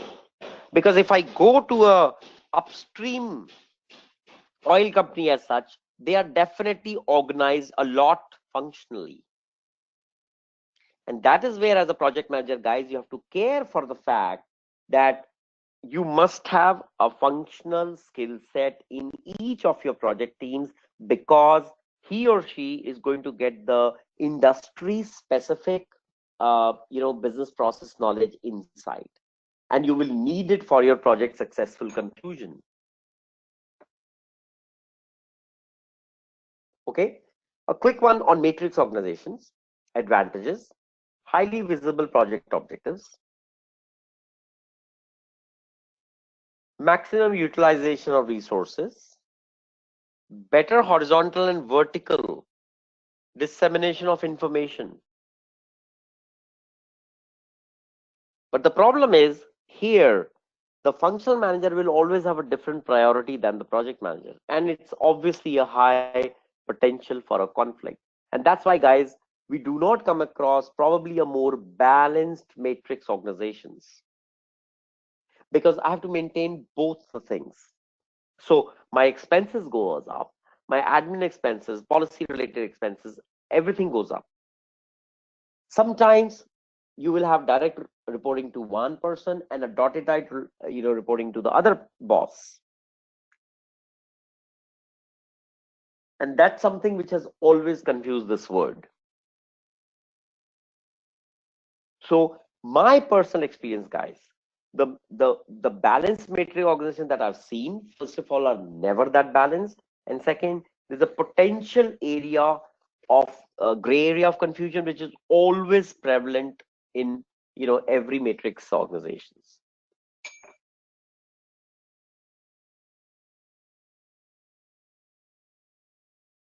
But the fact is, guys, the first company I started working with in IT was a matrix organization.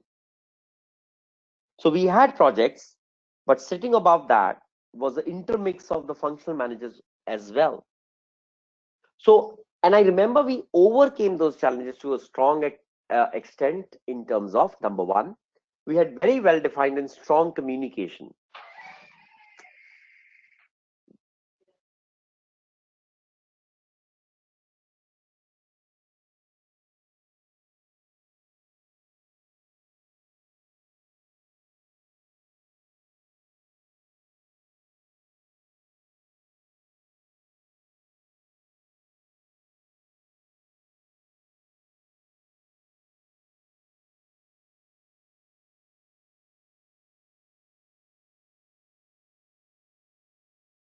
Oh, I'm sorry, guys. I had to go on mute for a moment. Yeah. So I remember that strong communications, okay, clarity of organization visions and objectives, because that's where we disseminated the secondary components of every primary goal in order of authority to either the function or the project. So it's obviously a gamble, guys, because fortunately we were able to achieve a close cooperation, avoiding any confusion and conflicts, and that carried on for quite a bit of period of time between the projects and the function departments.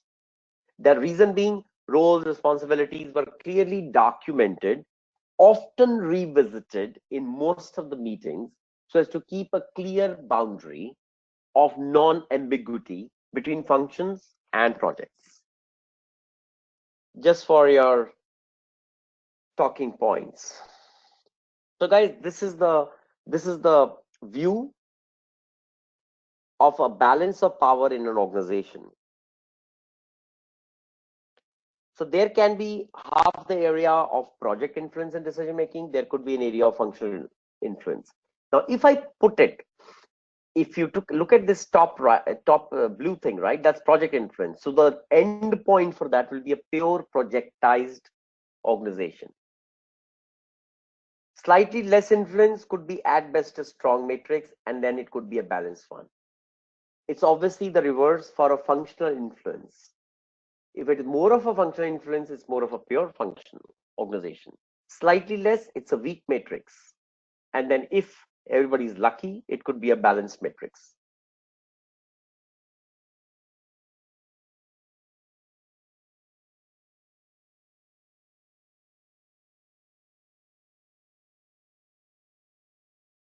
Well, there are always organization assets, strategically important, guys, for all of you. You actually end up leveraging on the either the processes or some technology procedures or the knowledge, kind of a kind of a portal or a library where most of the knowledge assets of the organizations are kept. So every organization keeps a database.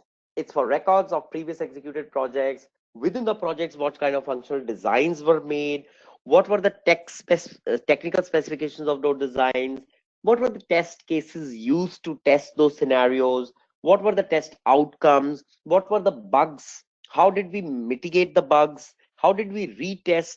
What was the data needed for retestings? All these are wonderful assets for project manager like you. So that particular repository in any organizations where all such information and data are stored is called an OPA. So your first stop when you enter an organization should be to check for the OPA, because here you will not only find the documents, the templates, the procedures, plans, etc., but a lot of historic data pertaining to very different projects. So when, let's say, you land up with a certain project, please always revisit the OPA for the organization and try to see which was any of the previous projects which was executed and that has a similarity with your project in your hand. Trust me, in technology especially, you can leverage on so many artifacts that that project has in the OPA.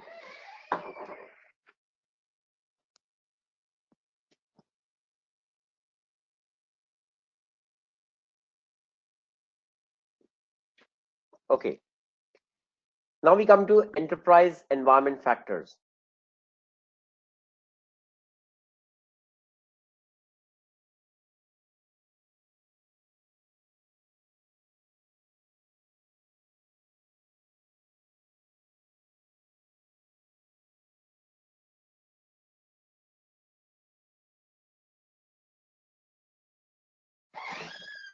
Okay guys, let's look at the enterprise environmental factors. You know quite a bit of this. Just for revisiting, either it could be, I think we had a very brief glimpse in the beginning when we said social environment, economic, political, legal, technological. Okay, all such factors constitute any enterprise environment factors. Now remember, you are under a broad umbrella of these factors. So your governance of the project, constitution of the project, evolution of the project, you have to pre-plan, and that pre-plan things has to be highly influenced by these organization environmental factors. So these are the factors which are around the organization. Typically, I'll tell you guys why I'm showing you this slide. Most of the project managers try to be a little bit more myopic. They try to look inside. They try to garner the requirements. They try to pick up a usual skill sets in the project. They try to, get the they tend to expedite the design phase, the build phase, test phase. But what they miss on is, have they ever analyzed that for their projects, what are the influences coming from the environment factors? Most of us don't do that, and we should not do that, because when I say, as a project manager, when you will enter a reporting room, yeah, where some of your key stakeholders or senior supervisors, etc., who are sitting, trust me, the first question will be, Priyanka, how do you look at this project from a big picture perspective? So if, Priyanka, you end up saying, you know what, I got a skill challenge, I've been able to generate some good designers, I'm understanding the technology part, we are writing the specifications, I think it's going to be just a very bad answer. What you need to probably be telling them that what are the changing technology parameters which are influencing your project, whether in a good way or a bad way, it doesn't matter. You must say, what are the current influencers from the client, your client, and how your project is helping to achieve their buyer values.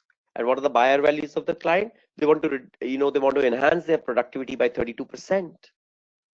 They want to optimize their current operating cost by 28%. And the projects that you are executing is going to help them do that, because it's going to bring in certain defined parameters for automations, which are going to be, institutionalized via your project. Let's call it RPA, robotic process automations.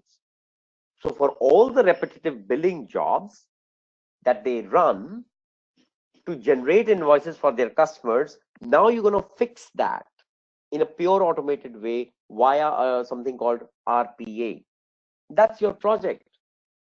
So today, guys, most of the projects which the project managers also manage are related to a lot of upcoming and new developments and technologies which are going on. Robotic process automation, blockchain, machine learning, and artificial intelligence related projects are absolutely rampant.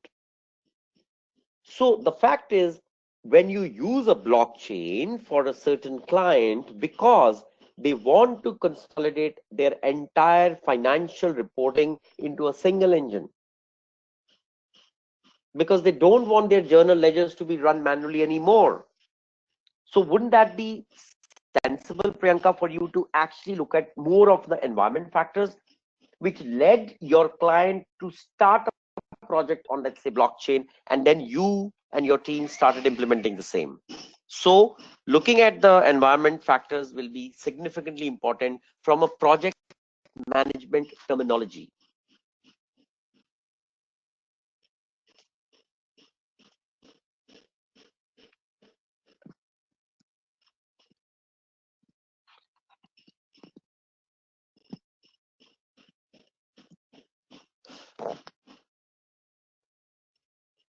So enterprise environment factors, guys, refers to obviously internal, external, both.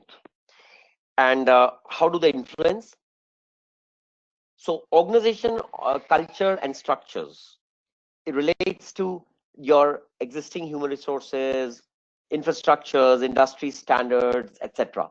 And on the company work and authorization systems, it relates to market conditions, stakeholders, tolerance. What are the project management information systems institutionalized by your project management office? What are the commercial databases or any information databases that you're sitting on within your OPA to drive your projects more successfully? What are your organization's communication channels? That's more internal.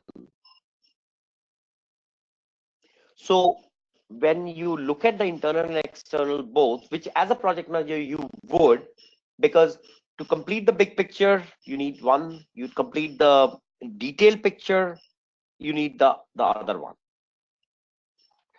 Okay,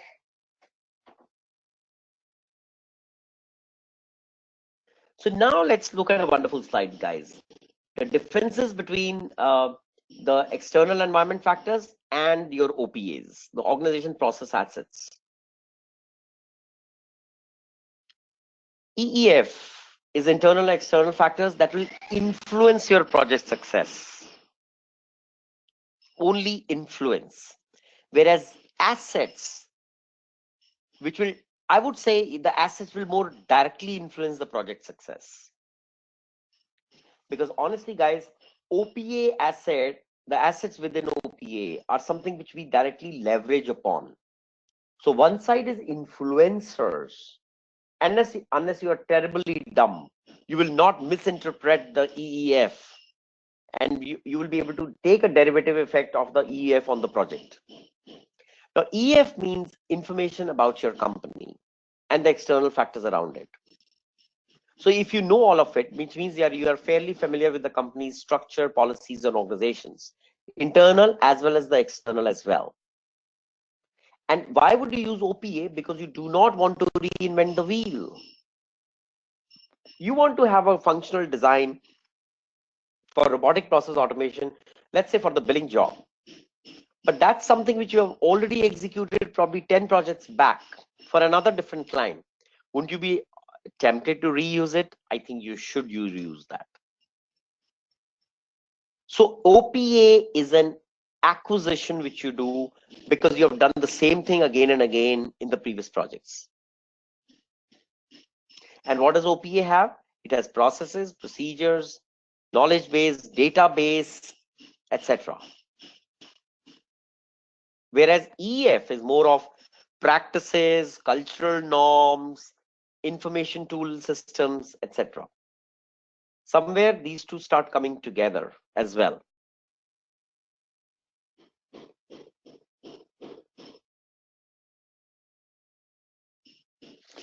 I think we don't have to revisit this slide, guys.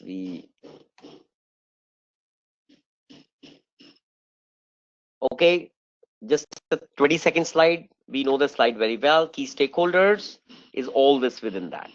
So now, guys, remember, during the business analysis days, the stakeholders are more limited, obviously. But as a project manager now, you suddenly the span of your stakeholders goes a lot wider than we have any time thought of. Okay, and they have more deeper, meaningful relationships with you now, because now you're the project's owner, somebody who's going to deliver them the value. Okay, so the obviously the position becomes a lot more responsible, to be honest. I'm not trying to demean the business analyst, but all I'm saying is the sphere of influence in the project management perspective certainly goes a lot wider. So you need to have that viewpoint very well, guys, before you go into the project management part. I think this we understand. This is basically just a quick definition of your stakeholders.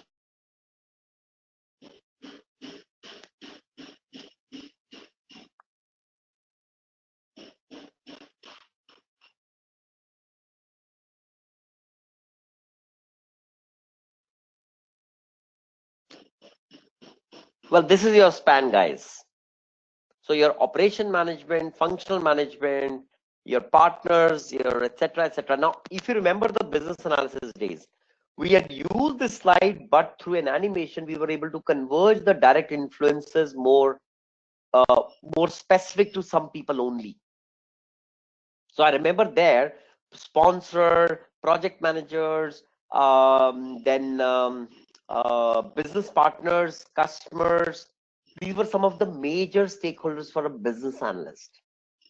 But now if you see, project management office has also become a stakeholder because it does so much of work for you. You work closely with program managers and portfolio managers. They become your stakeholders. Business as usual is going on. So obviously operation management part and functional managers are your stakeholders. Uh, Business partners, OEMs, third party influencers are also your stakeholders, right? So as you sit within the project team as a project manager, yeah, all of this have more wider influence on your activities. So what do we do with stakeholders? Simple. We identify them, we determine who's important, we prioritize, and then we determine their expectations, and we manage their influence so that it doesn't become overt, which is too much for the project, or it doesn't go below a certain dip point. Just a delicate balance. Yeah. Stakeholders power grid. On x-axis, you know the interest part. On the y-axis, you have the power part. So people who are more on FYI, you keep them, informed. All right. And people who are more from a decision-making capability, like let's say sponsor, you keep them more satisfied, but you manage them closely. That's your maximum effort devotion. So guys, sponsor is someone of high power and very high interest in the project because he's the one who's sponsoring it. At least he's accountable on behalf of the organization to sponsor the project. You need to manage them most closely. They are your maximum impact stakeholders. Yeah.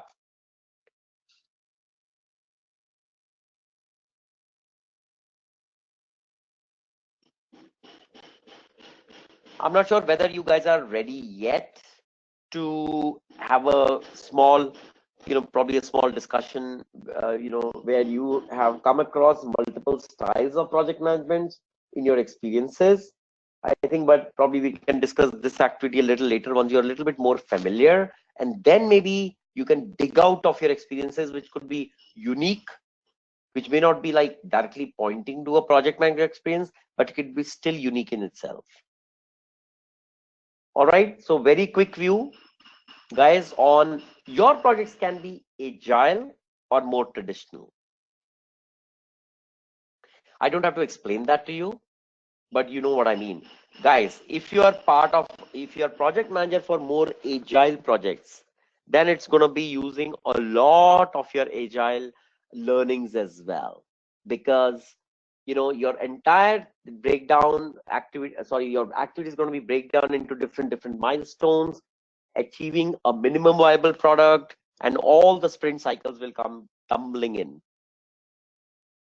Whereas if it's more of a traditional project, then it'll be encompassing simply assessing all those tasks and activities and putting them across either a design, build, test, and then you're going to be doing a lot of monitoring. You're going to see the completion of those tasks, etc. Obviously, if some of you become project managers for agile projects, you understand that the agile projects are, to be honest, more self-driven.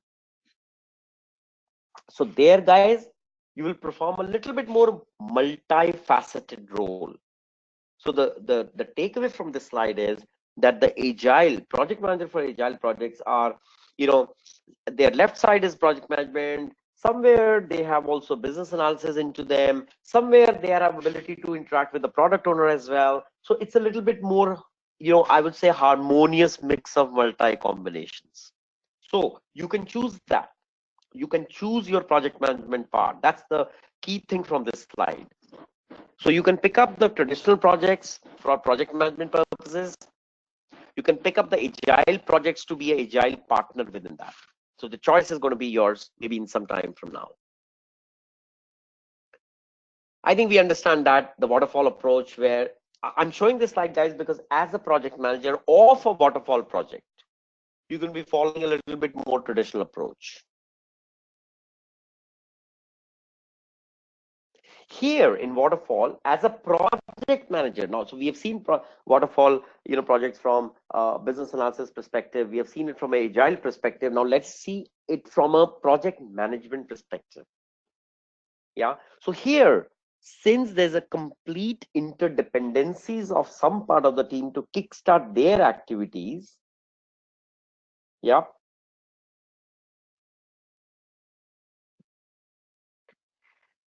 because unless you finish some, the others can't start some. So this means, what's the project manager going to be doing? He or she is going to be very, very carefully monitoring the successful completion of one set of tasks, okay, and then making sure that based on the outcome, the other tasks are starting up, because that's vital to the success of the project.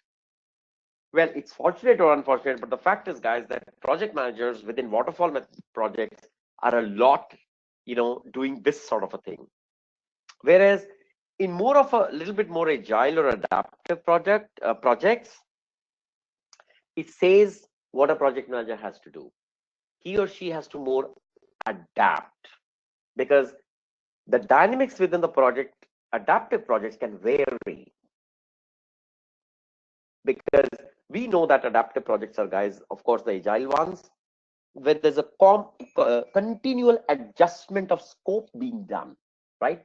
Didn't that we heard so much in the agile projects? The requirements being very flexible, can change, reshape, reorganize themselves, which eventually means what? You have to continually adapt the scope of your project, because the business value which will come out of it depends completely on that. How do you see the agile execution of those requirements or opportunities, and then you're able to pull that through. So the scope remaining frozen or very flexible is the key difference between the way you are going to manage the project management activities for waterfall and adaptive.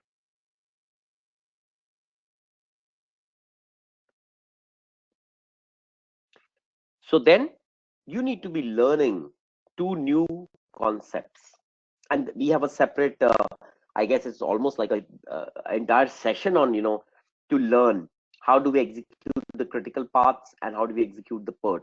Okay, what's critical path? Critical path, guys, in project management is a step-by-step method that works for projects that have tasks which are dependent on each other. So what you do is you identify those tasks, you interconnect them, and then you find out what is the most optimum route to complete those tasks one after each other, as they are already sequentially sequentially adapted to the entire route. So critical path is the most optimal path you want to undertake in order to complete all the 5, 6, 7, or whatever number of activities are there in the project in the most optimum time, cost, and effort, etc., while delivering the maximum value. So with the critical path managing style, so it's a style, guys. It's a pointer to the style which you might adapt. Interdependent activities are well managed. Here, the work can be broken down in a very structured way, and you can track the completion, you can track the milestones, you can track the deliverables. That's the critical path style of project management for you. And then we have program evaluation and review technique, PERT. Very, very, very common term in the project management world. So this style of project management, the PERT style, is most commonly found in developmental projects, and it's more commonly found in manufacturing related projects. So it's important for those businesses like who plan to expand in the near future, or at least who want to keep the options of expansion in the near future. So now look at the difference. In the critical path approach, you have a definitive scope to achieve. You have definitive tasks and activities which you have to plug in together, sequence in the right way, do a very close coordination between the entry and the exit criteria of any activity, so that you can clearly define what is the milestone, what is the deliverable, and what is the value given from one activity completion to the next activity start. So that kind of an intense eye is what you will need to be a project manager for a critical path approach.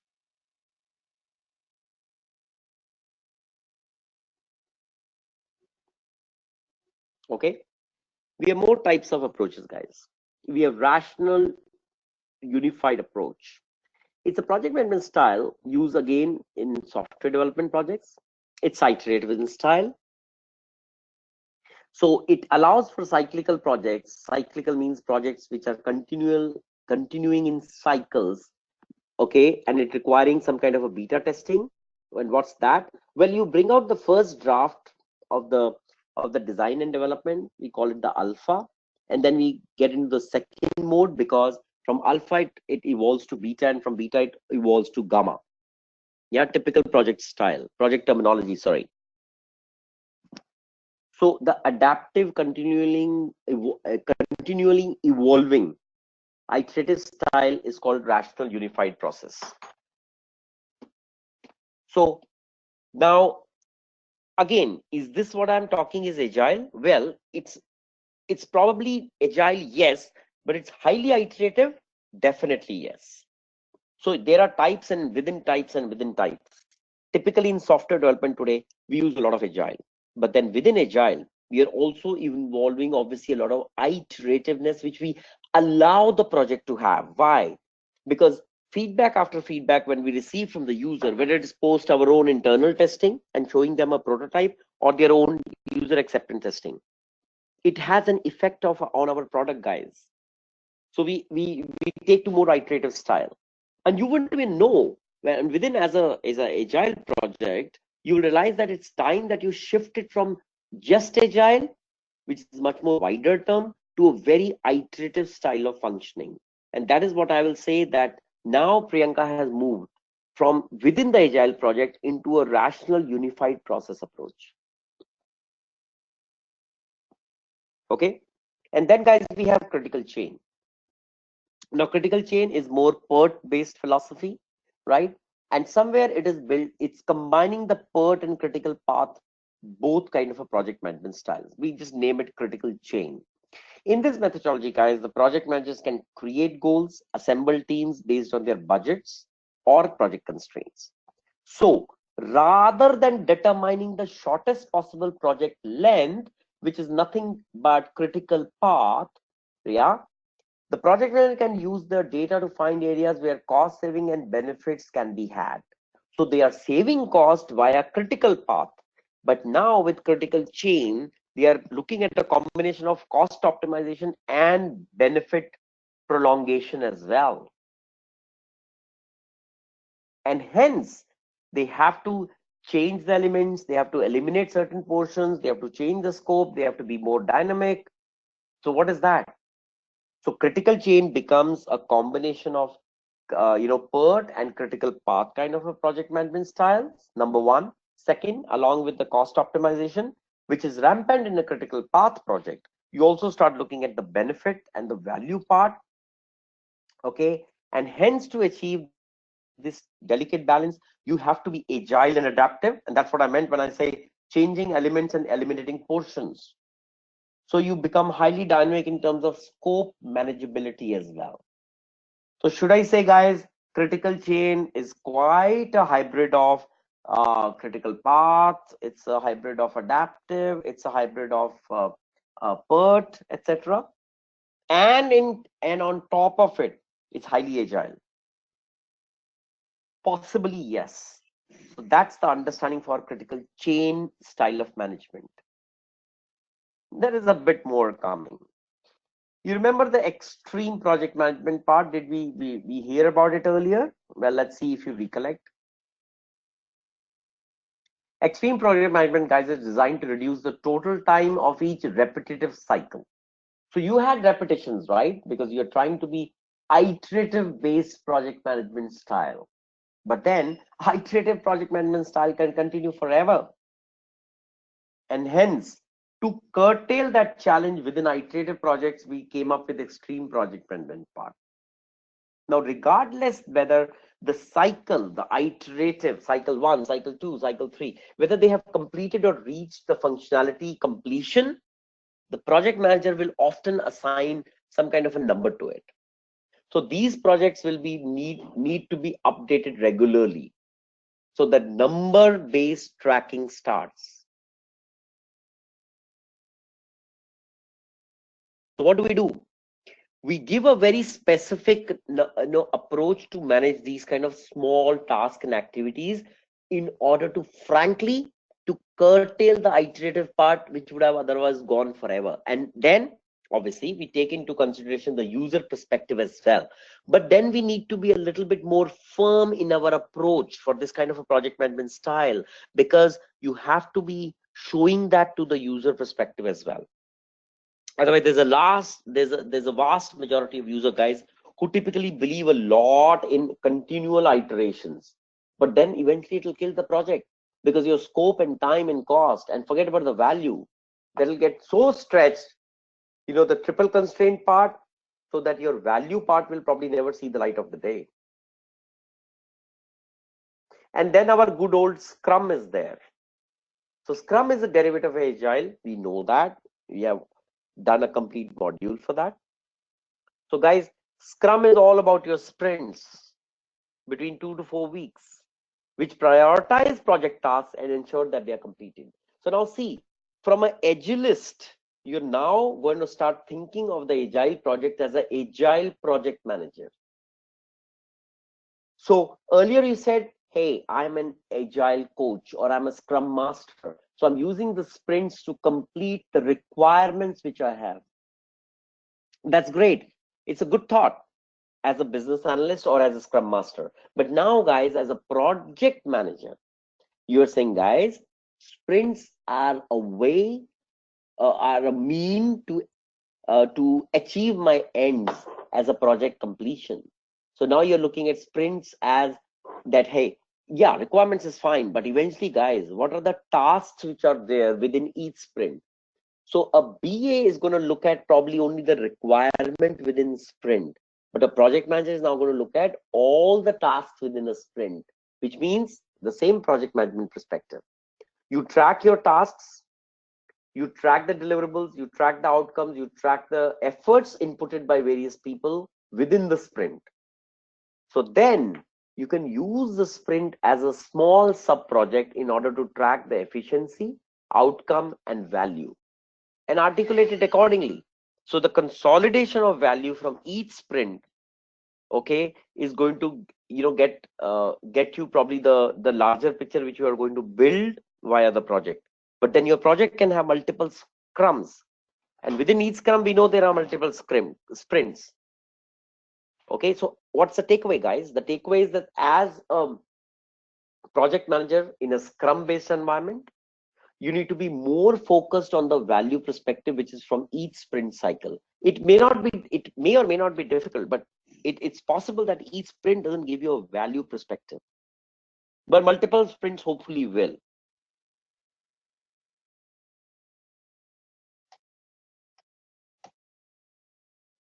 Okay, let's look at quickly at some project life cycle part.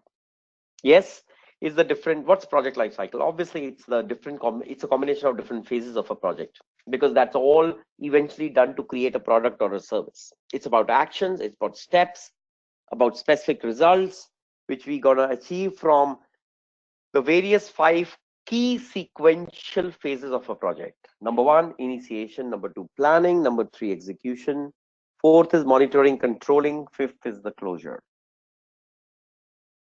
And then is the obviously the outcome of this thing. Yep. Now, probably let's look at a small video, guys. It is now going to explain to you again. Now I'm slowly bringing it back into a little bit of more software development side, guys, because that's where, you know, your project management, your agile part, and your business analysis part will all come in together. So let's probably enjoy this video, which is going to give you probably a little bit more perspective. I have to keep it together, the 3 different modules that you have learned here. So let's use the new. Let's.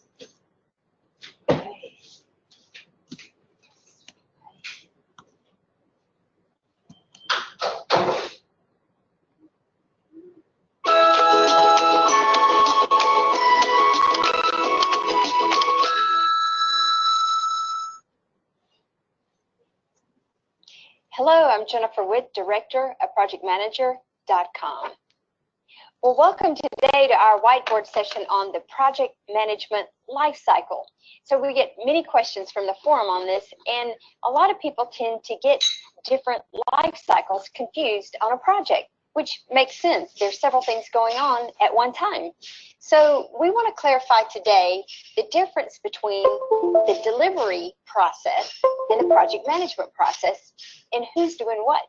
So if we first take the delivery process is what your team members are primarily engaged in. And the team members are doing the definition, they're doing the design, they're doing the development, deployment, and departure of the main parts of the project. So that's the delivery.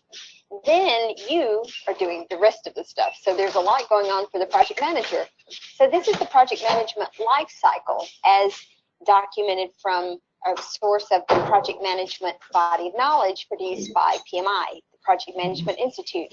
So if you look on this cross section, this is the delivery phase, the project management phase, and the trends are the level of activity going on. So for the delivery of the project, you can see it starts and then it begins to build and then it tapers off towards the finish. But for the project management, there are different things going on. So as the delivery process starts, the initiating of the project, because within initiating, remember we have the project charter, which is the main deliverable from initiating. So you get the approval and the sign off for the project. So it makes sense that that's here in the start. So the initiating begins. And then at the same time, the planning can also begin as well. So with the planning, remember the main deliverable is the project plan. So you're coming up with the processes of the schedule, the milestones, all of the main deliverables to be produced in that project. And so the planning begins throughout the project through the departure, and then also the executing, monitoring, and controlling of the project begins. So you can see the delivery starts, the executing, monitoring, and controlling. So what's going on there? So there you as the project manager, you're producing the performance reports for the project. You're gauging where are we now and where should we be, and what are the things that we have to do to control the project to get it back on track. You're also managing issue logs, risk logs, change logs, and also monitoring the deliverables being produced from the project. And then ultimately is the closing. So the closing is at the end, is the departures, so the team members begin departing from the project, so you're closing things out. So the main deliverables there are the user acceptance, the approval of the project, any kind of final reports that go out to different team members, the stakeholders, the change control board, and the project documents, and also the lessons learned. So just wanted to clarify, because again, these are some of the questions that come from the forum, really clarifying the difference between the project management life cycle and the delivery life cycle. They go hand in hand, but remembering these are the things the project manager is responsible for, and this is what you're gauging for your team members. So I hope that helped. Again, it's one of the main questions coming from the forum, and we at projectmanager.com have tried to integrate this into our software. So if you need some tips, tools, and techniques, and better yet, software to help you manage your project management lifecycle, then sign up today for our software at projectmanager.com.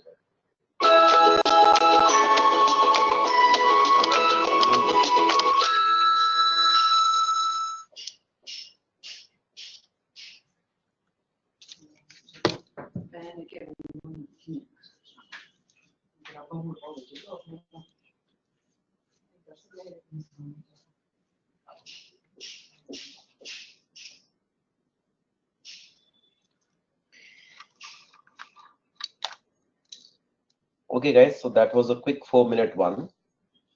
Before I take you myself into a similar larger paradigm, I thought let her explain to you, basically on a typical x-axis, that how the different phases of the project, keep going forward. I will need this thing to come up. Okay, so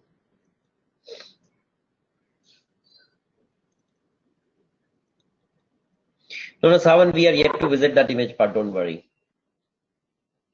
Hey, Priyanka, okay, I don't mind explaining again, but Priyanka, do you still need a quick review of the waterfall management part? If yes, just say a quick, something here, and then I can do that.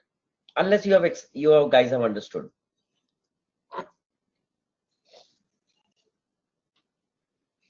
Okay, let me know, Priyanka. No problem. I can immediately revisit that, and I don't need a slide for that. Probably I just few explanation, repetition or something like that. Probably can help.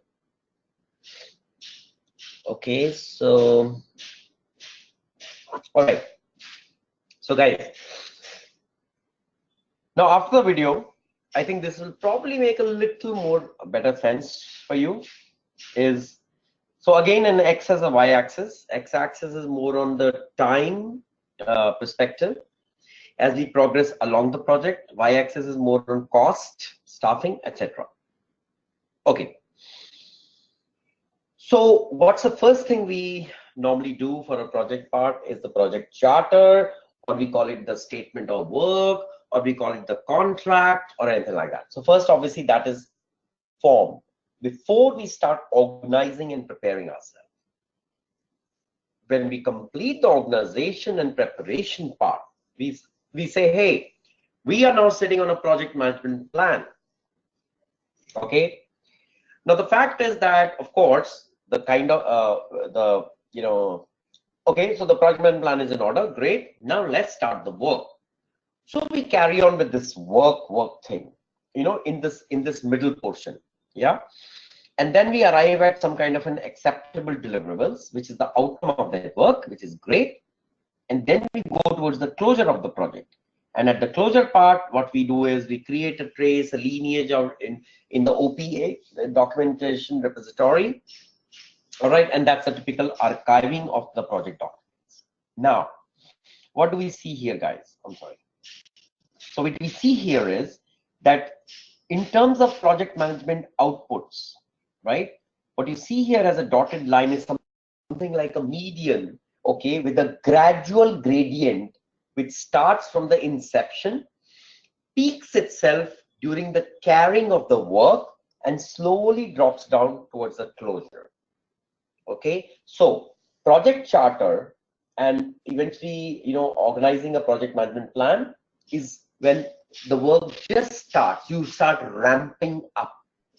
So once you sign on the dotted lines in the project charter, that is when you and the client and all the other stakeholders are fully ready and now are dedicated to start the project.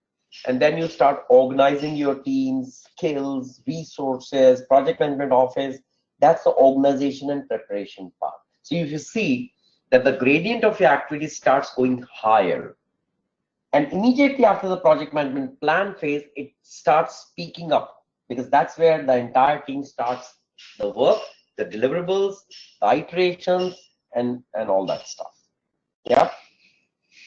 This is basically what I also want to show, is that when the work increases on the dotted line, that's effectively directly proportional to your, obviously, your cost, your staffings, your overheads, etc., etc.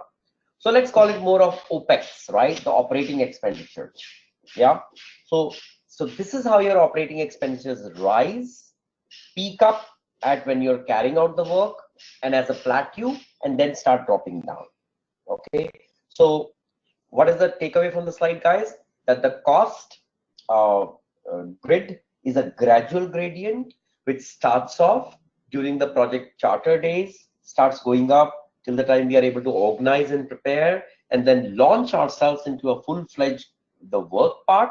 Okay, that's where the cost peaks up, and after that slowly transcends downwards, because once the deliverables are acceptable, you obviously start ramping down the resourcing, the team, the skills, and multiple other OPEX components, right? And then it finally dies down. All right.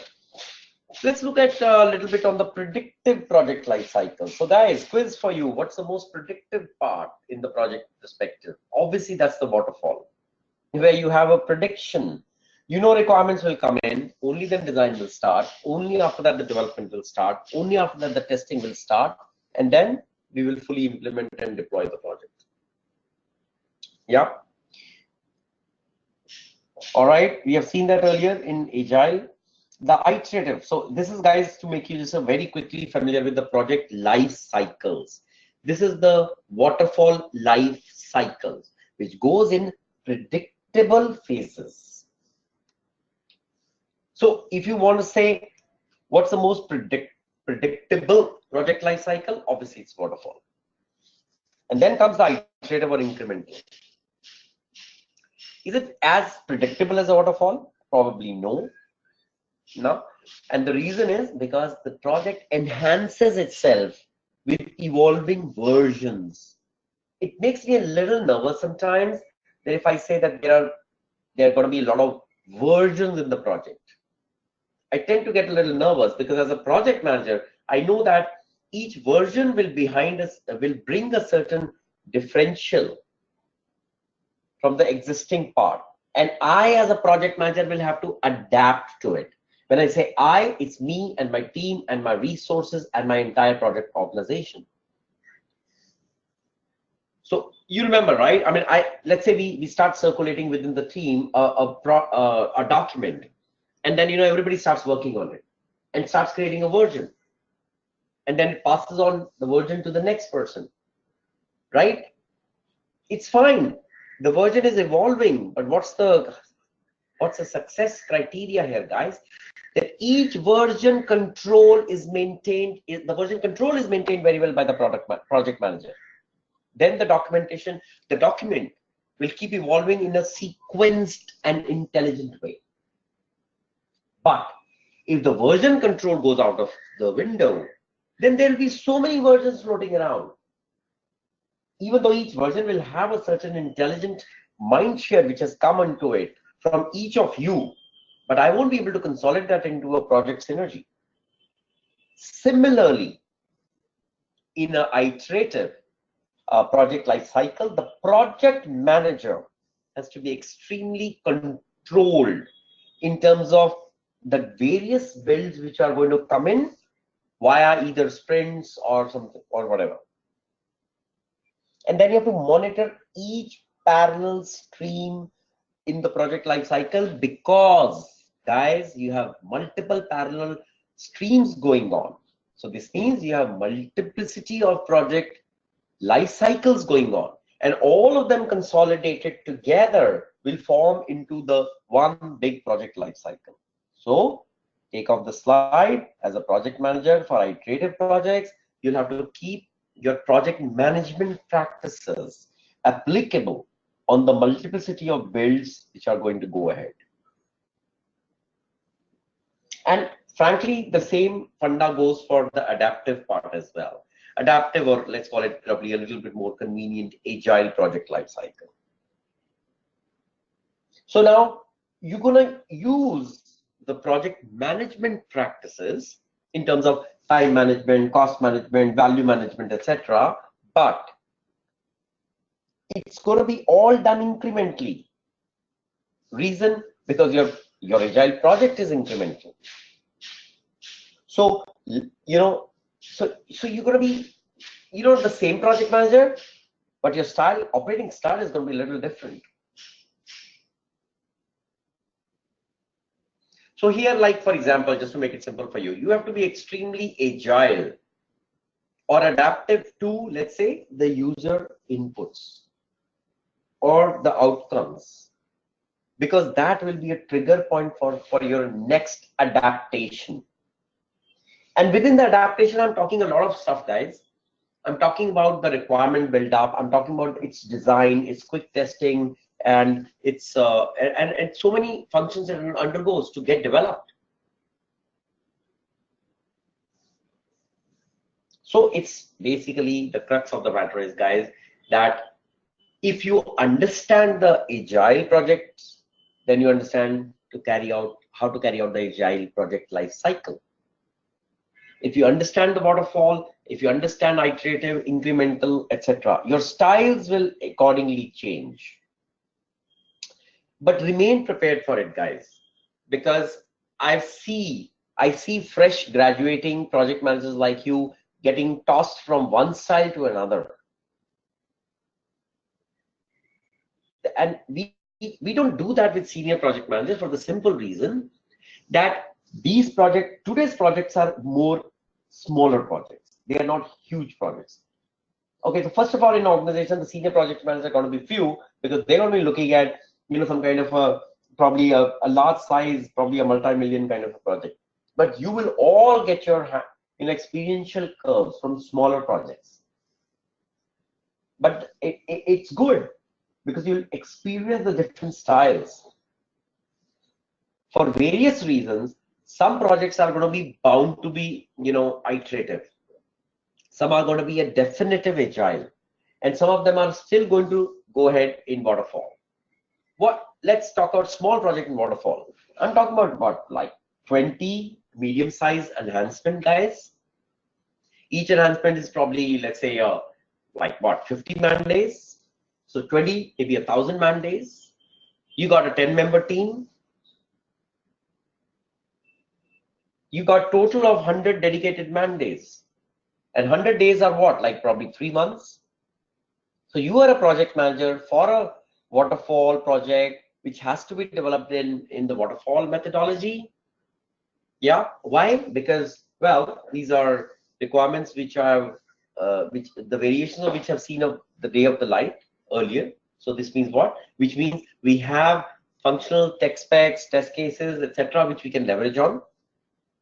So we don't have to evolve these. These are already predictable outcomes. And for that, we already have documentation to leverage on. We have assets which we created during the previous run. So then, guys, it becomes a no-brainer. We must use waterfall because it was the methodology used to develop the earlier projects. So quick decision, and then you are inserted into the project as a project manager. And obviously, nobody briefs you that, hey, nobody briefs you in a coffee shop and say, you know what, buddy, this is a waterfall methodology. It's expected that you know all that. So hence, keeping that on your toes is very important. Okay, let's go to project management process group. All right, let's see what it is. Okay, so guys, let's call them knowledge areas. So project management has 5 knowledge areas. So probably today we are spending some time just to get familiar okay, but very soon, likely from tomorrow, we're going to pick up each individual area, and probably that's exactly what our 5, 6 sessions are going to be, because each individual knowledge area will probably deserve one session. Okay, so all right, so this is one holistic view, which I think we saw it a couple of slides back as well. These are 5 phases of a project. Okay, and now guys, before I take it into knowledge areas, I want to show you a video which is dedicated to the 5 process groups. Okay, and within each process group, guys, we have 2 knowledge areas accumulating to 10 knowledge areas. Okay, let's get familiar through a simple video.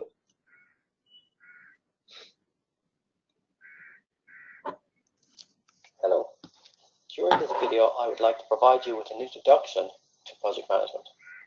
More specifically, an introduction to the process groups and knowledge areas as outlined by the Project Management Institute's PMBOK guide. So to begin, I'd like to start with defining a project. A project is a temporary endeavor undertaken to create a unique product, service, or result. And it possesses a definitive beginning and end. But they could be from different organizations, the product. It could also be that it is not a routine operation, but a specific set of operations designed to accomplish a single goal. Thinking of this unique nature, a project team often includes people who do not usually work together. Sometimes they could be from different organizations, departments, or perhaps span across multiple geographies. A project can create a product that can either be a component, enhancement, or end result. It could be a service or capability. It could also be an improvement to an existing process, service, or product. It could also be simply the end result, such as an outcome or document.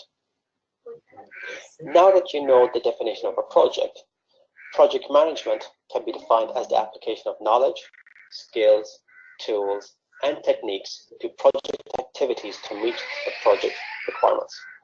To meet these requirements in an organized and controlled fashion, similar to a typical product life cycle that contains 5 stages, a project also possesses its own particular 4-stage cycle structure, consisting of all the work required to bring a product to market or make a service or process operational from initial start to close.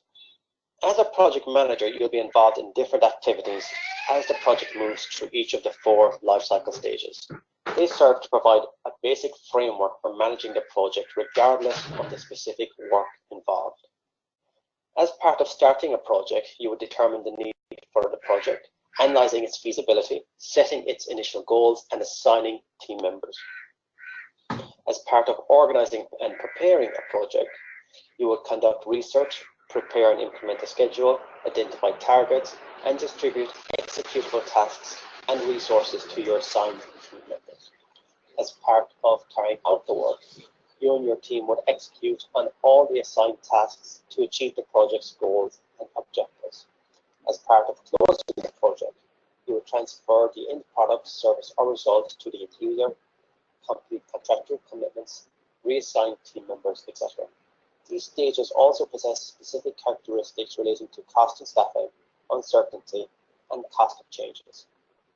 Typically, at the start of a project, cost and staffing would be low.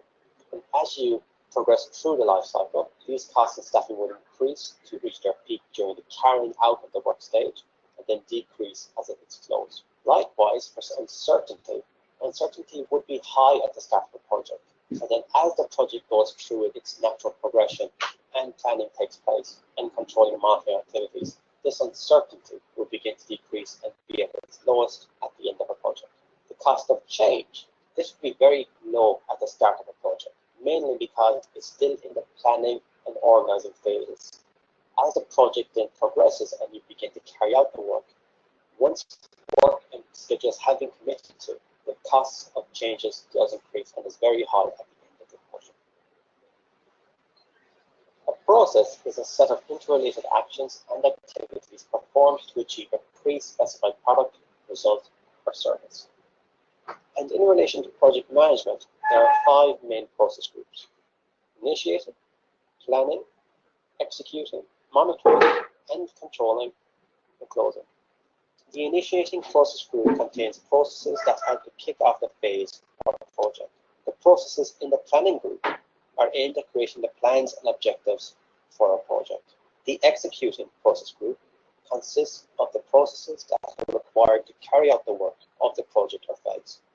The monitoring and controlling group includes processes for tracking, assessing, and managing the process of the project. The processes in the closing group wrap up or finish a project or phase. Project management processes tend to be iterative in nature. This means that they are repeated throughout the project or phase as more information is gathered and plans have been altered.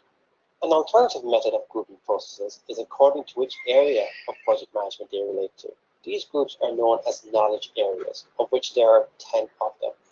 Project integration management, project scope management, project time management, project cost management, project quality management, project human resource management, project communications management, project risk management, project procurement management, and project stakeholder management.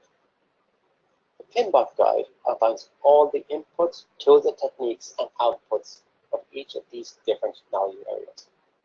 For instance, project integration management involves coordinating all the elements of a project so that they work together to achieve objectives. This means identifying and defining what work must be done and managing and coordinating this work. The purpose of project scope management is to identify and define all work that's needed to meet the goals. It also involves managing the project scope as it progresses. Project time management is necessary to ensure that a project is completed on time. It includes processes for creating and monitoring project schedules. Costs and budgets form an important part of any project. Project cost management involves ensuring that the project meets its objectives without going over budget. It includes processes for calculating budgets, conducting estimates, and controlling costs. Project quality management involves ensuring that a project meets the standards and requirements that are set out for it. It includes processes for measuring project performance, comparing results to required standards, and identifying where improvement is needed. Human resource management is concerned with the processes for putting together and managing a project team. This includes keeping track of roles and responsibilities and managing changes in team members. A project relies on an exchange of accurate information to work properly. Project communication management is responsible for this. This involves ensuring that information is properly generated, collected, distributed, stored, and retrieved.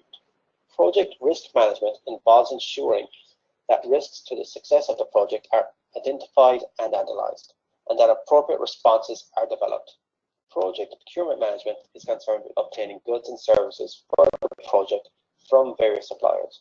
Project stakeholder management involves ensuring that the relevant stakeholders are identified and engaged in all project decisions and activities. Even though process groups differ from knowledge areas, the processes they organize are the same. They are just grouped using different criteria, and at certain points the process groups and knowledge areas overlap.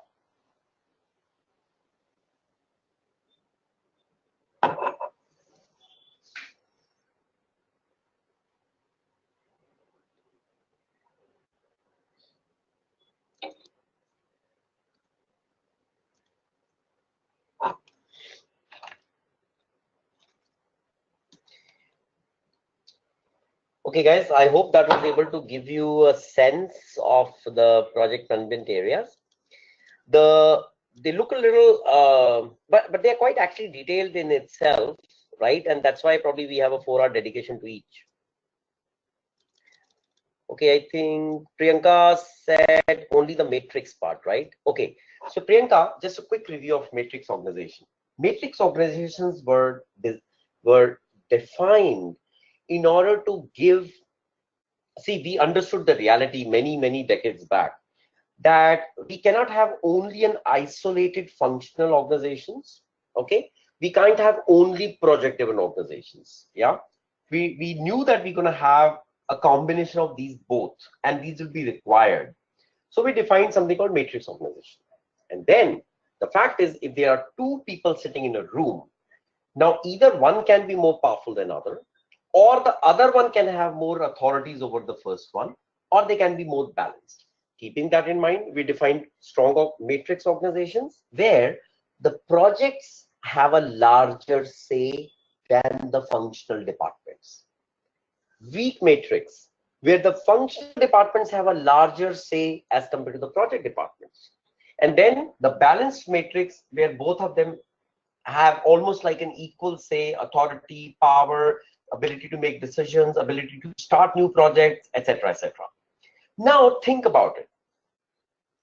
When I talk about a matrix organization, I'll say, okay, I have organization where I have sales, marketing, procurement, and manufacturing, 4 functional departments.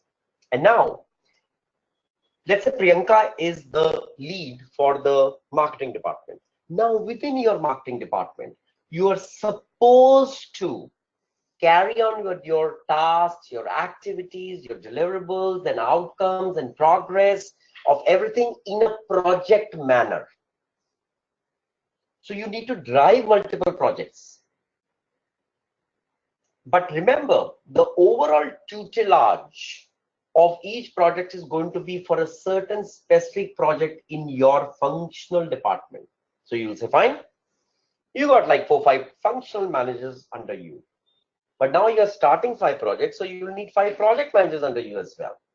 So defining the interrelatedness of each functional manager to each project manager is going to be a little delicate balance. So while Priyanka, you'll be striving to keep a balanced matrix organization, but the fact is you can either choose of the approach. You can keep your overall project management more in form of a weak matrix or a strong matrix or a balanced matrix, depends what takes priority over others. So you say, you know what, Mukhraj, I think I'm looking at projects as a major ends to achieve certain objectives. So you know what I'm going to do? I'm going to ramp up 3-4 project teams, strong project managers. I'm going to define their task activities, and they are going to be based on certain deliverable outcomes and milestones. Each project is going to deliver a value. I'm going to assign all this stuff from the coming Monday and let all the 3 projects start in parallel. So obviously, Priyanka, you are moving towards a strong matrix organization. So then it's obvious that your functional manager will be a little bit more relegated in a little corner. While they can look at the operational activities of running the functional department, but the fact is the cream of the day is going to be enjoyed by the project managers. So that's a strong matrix. Reverse of that is going to be a weak matrix. Balance of that is going to be a balanced matrix. So it depends on your priority as the department lead. That's the overall game plan for a matrix organization. Okay. Savan has a question. Savan says, I'm sorry. Yeah. If there is a requirement where scale of change is not much, but the volume in change is good enough, should we follow waterfall or agile? Okay, very interesting and brilliant question, Savan. To be honest, as usual. Yeah. So Savan says scale of change. Okay, great. So let's say Savan is talking about, let's say, a component manufacturing. Manufacturing of a specific component of an automobile. Yeah. So you're going to create gearboxes. It's more repetitive. There's not much change envisaged, but it's more of a volume gain. But right here, guys, we are not obviously talking about actual production of the gearbox. I'm sorry. It's more of a design and development of a new gearbox. So Savan, very clear. Since there is no dynamism in terms of change of requirements, there's no dynamism in terms of evolving the gearbox design. It all has been thought of. And on the drawing board, your business stakeholders are able to arrive at a conclusive design. And now they say, we need volumes. We don't need evolutions or iterations or differential mindsets at every stage. that way, Savan, you need to pick up the waterfall methodology. Remember a golden principle. Agile is fast, dynamic, pacey, change of things, change of scope, requirements, goodness me, a lot of nitty-gritty going around all the time. And I need a project management approach to contain that, drive that, and still harness its value. And that's where you probably choose to have a Scrum methodology. Because the animal is berserk. To tame such an animal situation, you need to have the agile part of the story. If it is more of a tamed animal, which probably has to now produce and replicate, you go for waterfall. So it's very simple, guys. If it is well defined, if it is in order, if it is in discipline, waterfall works very well.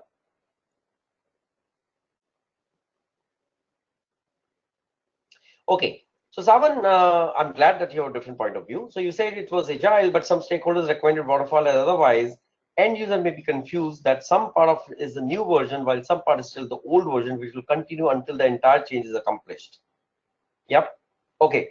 So yeah, I understand that perspective, but you know what, Savan, it brings out the old age truth again and again, that points of view may differ. And I'm not even saying, guys, that what I said is absolutely categorical 100% Bible truth.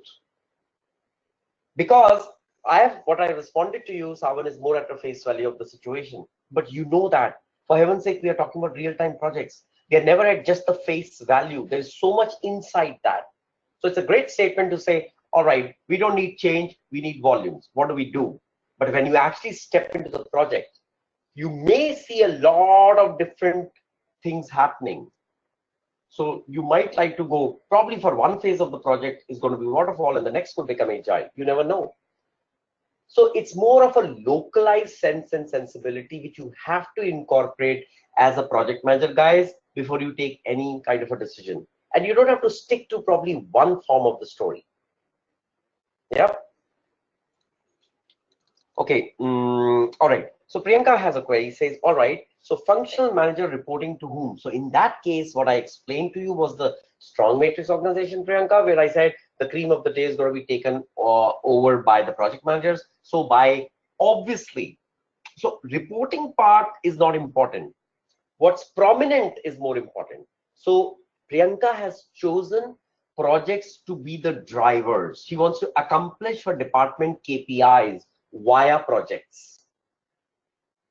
And the obvious reason is, Priyanka, that you are sitting in a department which is evolving, which is changing, and which needs projects to, to cater to the kind of enhancements and changes or transformations which you want to bring in.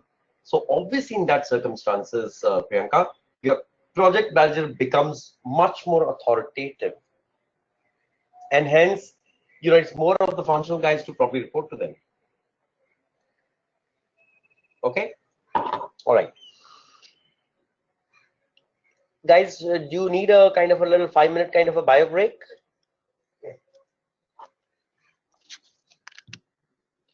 Yeah, so let's take a 5-minute break.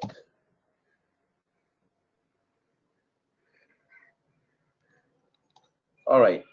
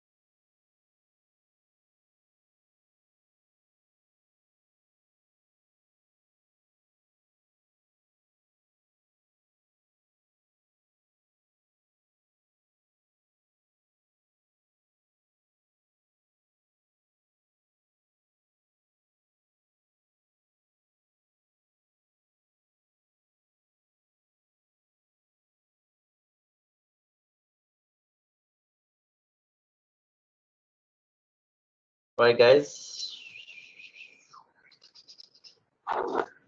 So let's go here.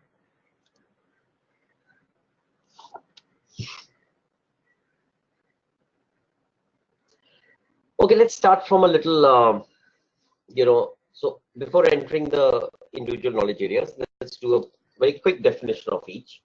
So initiation, guys, is all about defining and authorizing the project, what they need. Then comes planning, where we start evolving the objectives. How do we plan to achieve them? Who do we need to achieve them? Yeah, etc. So these things are addressed. And then comes the execution part, where we integrate people, resources, etc., who actually carry out the activities for the project. Yeah. Then the fourth one is monitoring and controlling. It regularly measures and monitors the progress, for any kind of a deviations from the defined plan and the actuals. Yeah, so that there can be a corrective action taken. Closing processes where we formalize all the acceptance criteria which have been met.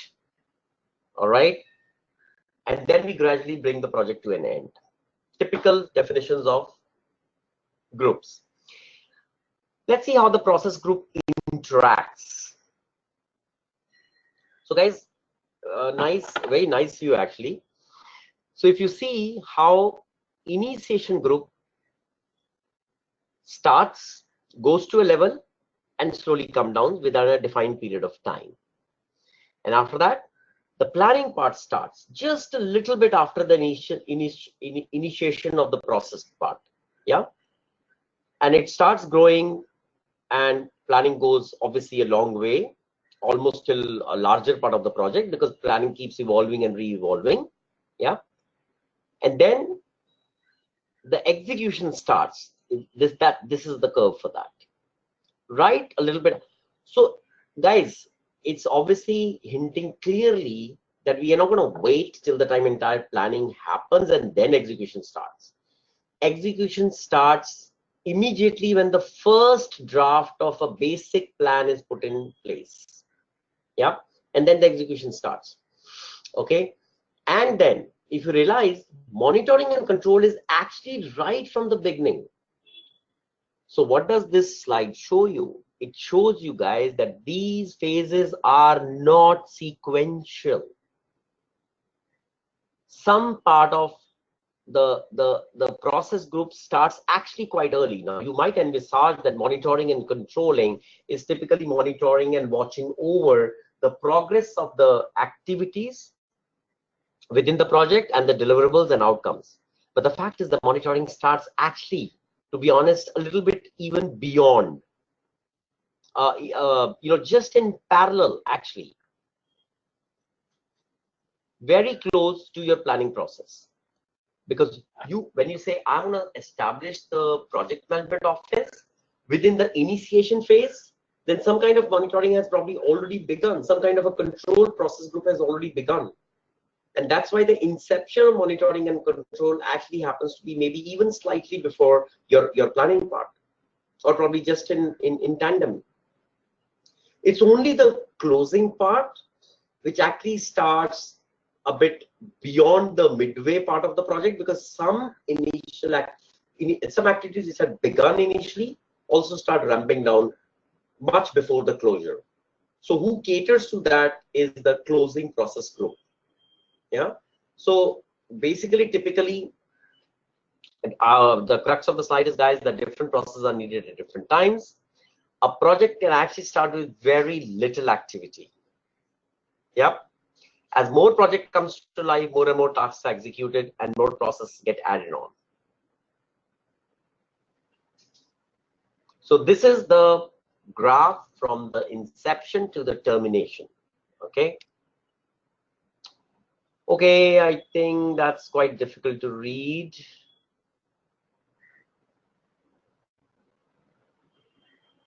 Okay, that's fine, guys. We anyway have detailed of each process groups, so maybe we'll look at that time.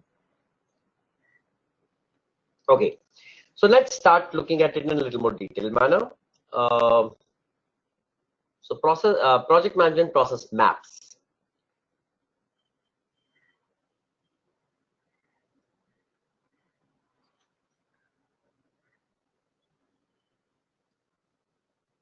Five distinct stages that we just saw.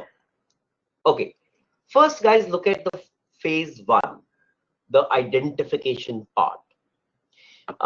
This is a process flow which is done to showcase the identification activities within the various defined intervals, which could be from either from a staff point of view, from a peer review point of view, from a sponsor point of view, etc., or a strategy point of view.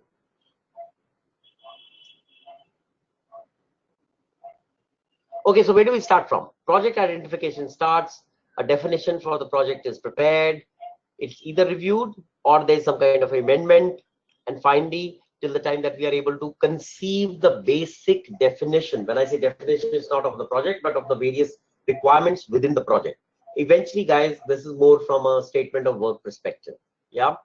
So we get an approval from a sponsor. Now, what are we getting approval on? We are getting approval on a objective of our projects, activities likely to be done within the project. It contains obviously a direct reference to the budget, timeline, etc. So this is what? This is the process flow when we identify a certain transformation initiative. Okay, it starts from an inception point where we say we need to undertake a project to make this happen. All right, so this goes till the sponsor level and that gets approved, and then after that it goes to the basic preparation stage. Maybe we don't have to step into the council, board committees, etc., because honestly that's like only done for very, very specific projects. Yeah, but guys, to be take away from this slide, simple commonsensical project activities flow chart from the very basic identification till the time it gets approved. Then comes the initiation. From the initiation perspective, guys, if you see, essentially it is now when you need to start initiating the project basic activities because your approval is already sought. So since the business approval is done, then what we need to do is basically we are going to look at the proposed business case, obviously, even though you got approval, but the fact is now you start looking into a little bit more details of the activities, eventually to arrive at the business case, which needs to be built up over a period of time. You start developing that. Well, you need to establish some kind of a team. You need to establish some kind of a leads in the beginning of the phases. Okay. So what are we sitting on currently? We are sitting on some basic draft of business case, some kind of a procurement plan. I have some budgetary initiatives in mind. I have a basic communication plan. And oh, by the way, I haven't forgotten to identify some of the fundamental risks.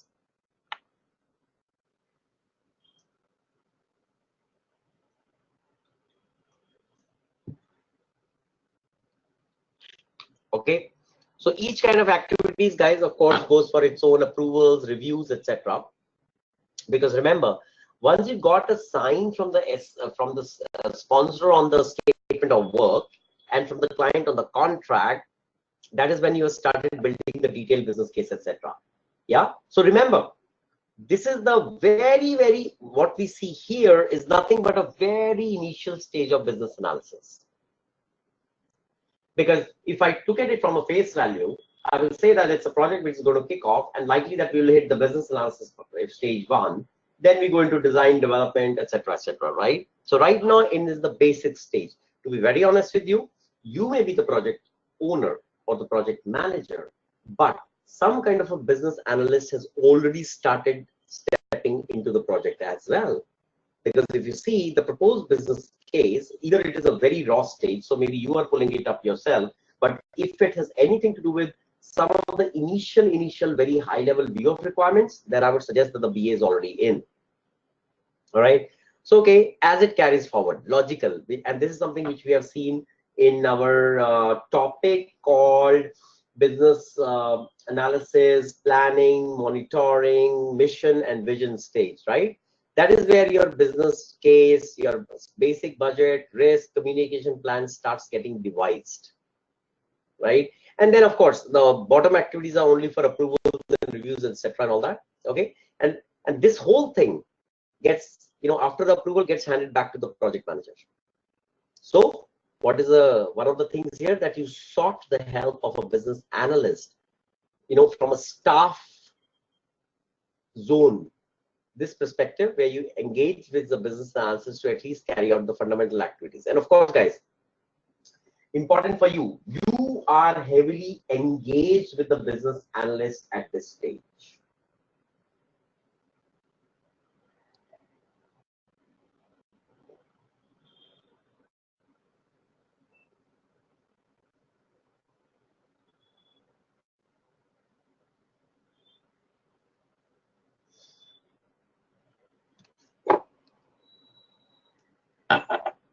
Okay, let's look at the detailed project planning phase. So now your initiation is done, business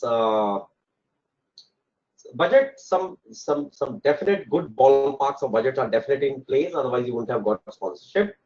Your risk plan is there, commission plan is there, and your basic business case is there. So that's good. All right, let's now step into the planning part. Planning, guys, will now look at your work breakdown structure, conception of milestones, what you do need to achieve within the project. Component breakdown. So when you say work breakdown structure, that is when the high-level activities are identified, and within the activities, sub-activities have been started to getting identified. Yeah.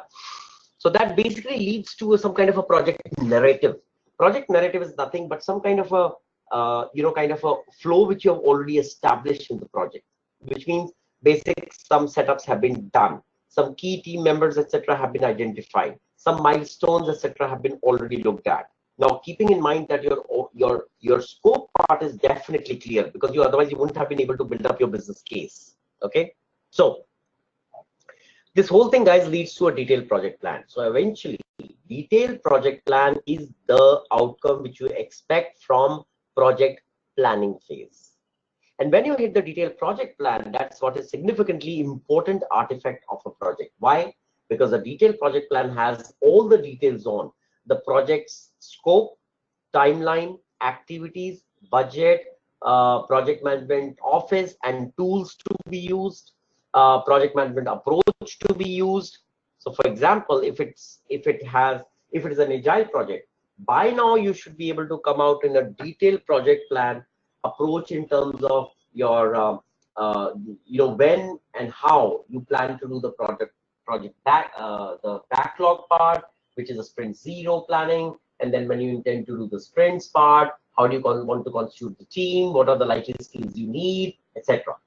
All that has now come into this detailed report, and based on this report, when it is reviewed and approved, you start solicitation of actual skills. Because till now you may have established a project management office, but frankly that's not like a big deal kind of skills which are already coming.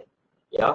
So these things, so project management detailed report plan is reviewed, recommended, approved, iterated, and finally approved.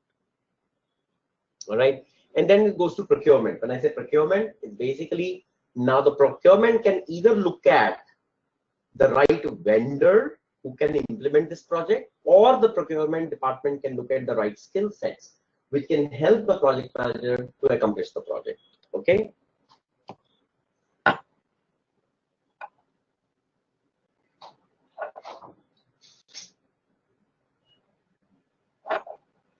All right, so now let's do a build, and so design, build, test, etc., etc.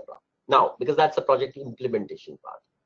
Okay, so guys, if you look at this part, right? So now we have changed from the committees already into the project team leads. We have checked into the project manager kind of departments as well now. Okay, so project manager, looking at the slides, guys, you're responsible for detailed planning, responsible for procurement process. The procurement process could be now solicitation of the right vendor to implement your project, or the skill sets to implement your project. Okay. All right. So this goes further into start of the procurement process, then goes into purchase orders, and then you contract for the supply. Now this purchase order is raised either for equipment, it's raised either for skill sets, it raised either for vendors, whatever. Yeah. So once the purchase orders are ratified, you find the right vendor who can supply you the right material, then you go for contract of the supply. And that contract, guys, then will again go into detailed reviews and approvals, because that involves a lot of budget. So guys, here, right now, this process flow is not obviously specific to a software development project. This process flow is absolutely applicable to general project management. And if I'm not wrong, these process flows are actually the most basic ones, which are for any, let's say, for example, a plant or a manufacturing plant, where there's a project to be undertaken, and for that, you're conceiving a detailed project plan, which is eventually given to procurement, who's responsible for get you the supplies.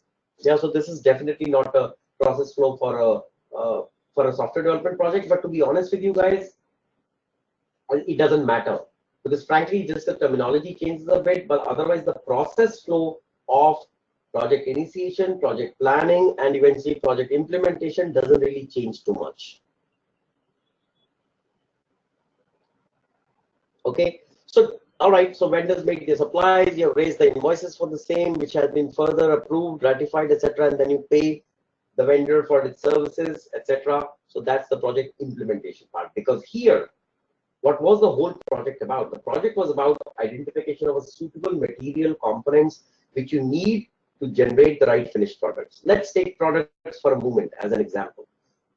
So finding the right vendors, after identification of the entire project needs, specific requirements, finalizing the detailed project plan, getting the approvals on the business case, then raising the purchase order, then finding the right vendor who is going to supply the product. Once the supply comes in, and then you raise the invoice, goes for invoice verification, and then you pay it up.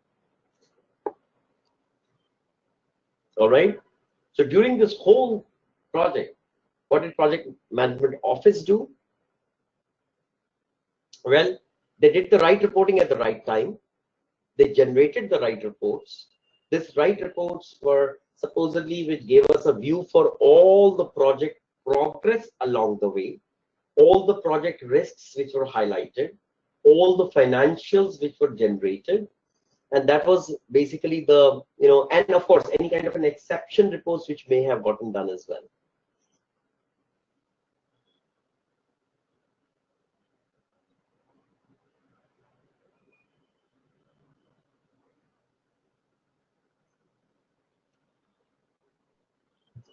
Okay. So guys, just to give you a quick overview of PMI, that's the global body, the supreme body for all kind of project management, governance activities, certification activities, etc. So this is just to give you a view. Okay. PMP guys, certification guys, is the most widely recognized certification in the field of project management. Okay. Now, if somebody is a PMP, so let's say Priyanka, and then it says PMP, you can be more than certain that she has undergone the rigor of learning all about the anything to do with project. Yeah. And to be honest, PMPs are calibrated people of the highest order for any project management related activities. There are currently about 500,000 PMPs in the world, and that was the 2013 data. By now, I think it has gone up to around 600K plus.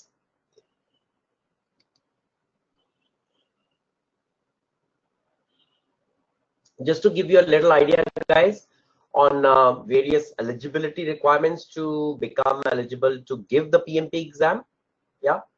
So category 1, category 2. Category 1 you should have a minimum of 4,500 hours. That's close to probably a year and a half kind of a project management experience. Category 2, it should be about almost 3 years of project management experience, or 3 to 5 years actually. So category 1 is between 2 to 3 years. Category 2 is between 3 to 5 years. Yep. So there are multiple kind of project management exams: certified associate in project management professional, program project management, yeah, etc. And now a lot of new things have come up. project management and agile certified practitioner, which means the project manager who is well adept in the agile projects as well. Yeah, but of course, I think the most popular till date has been the project management professional, the PM part. All right. Okay, great. So guys, this is the basic overview of the project management part. I think from tomorrow we will step into the each individual area. All right, and it's quite in detail. And to be honest, guys, project management study material is quite qualitative and quantitative both, which means you are going to face a lot of numbers and facts and figures which are there because a project manager has to deal with a lot of numbers. Yeah. So while we go through scope and schedules and critical paths and critical chain, kind of a different project management aspects, is going to involve some kind of a doubling into numbers, etc., as well. But I think that should not be a big challenge. Yeah. Okay, guys. So are we good for today then? Yep. So I'll meet up tomorrow with the next set of presentations. And hey, Arpita. Okay, Arpita, got it. Okay, I hope you would have probably got the answer when I was taking you through the project flow chart or flow diagram for the initiation phase, right? Where I explained that where you would have solicited the help of a business analyst clearly in order to evolve the business case, the risk plan, the communication plan, etc. So yes, obviously it is. And to be honest, guys, it's basically, you know, that's a dual role which people like you can perform.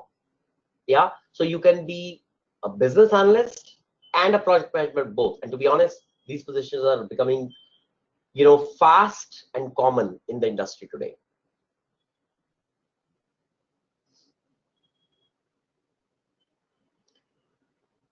Savans, you know, to be very honest, guys, I don't visit LMS too often. Savan, if you can write just a quick mail to Kezia, Sudhakar, or anybody from the LMS administration of Ematicus, I think they'll be able to give you, you know, very quick answer. So I'm not so sure that leaderboard on LMS with some rank assigned, but you need to understand the basis for this, Savan. Yeah, because you know what, Ematicus also keeps a track, and they also assign ratings to the batch, I think, based on, you know, multiple different aspects. So if this has something to do with it, then I guess it'll be good for all of you to get to know that. So just write to her, please. Anchal, you need to please write to Kezia what is missing, and she will definitely upload that particular presentation. Okay. Anchal, I'm going to correct your BRD likely tomorrow and send it before we come into the class. Okay, I'll try my best. All right, great. Okay, guys, so thank you very much for your good participation. I'll talk to you tomorrow. Bye for now.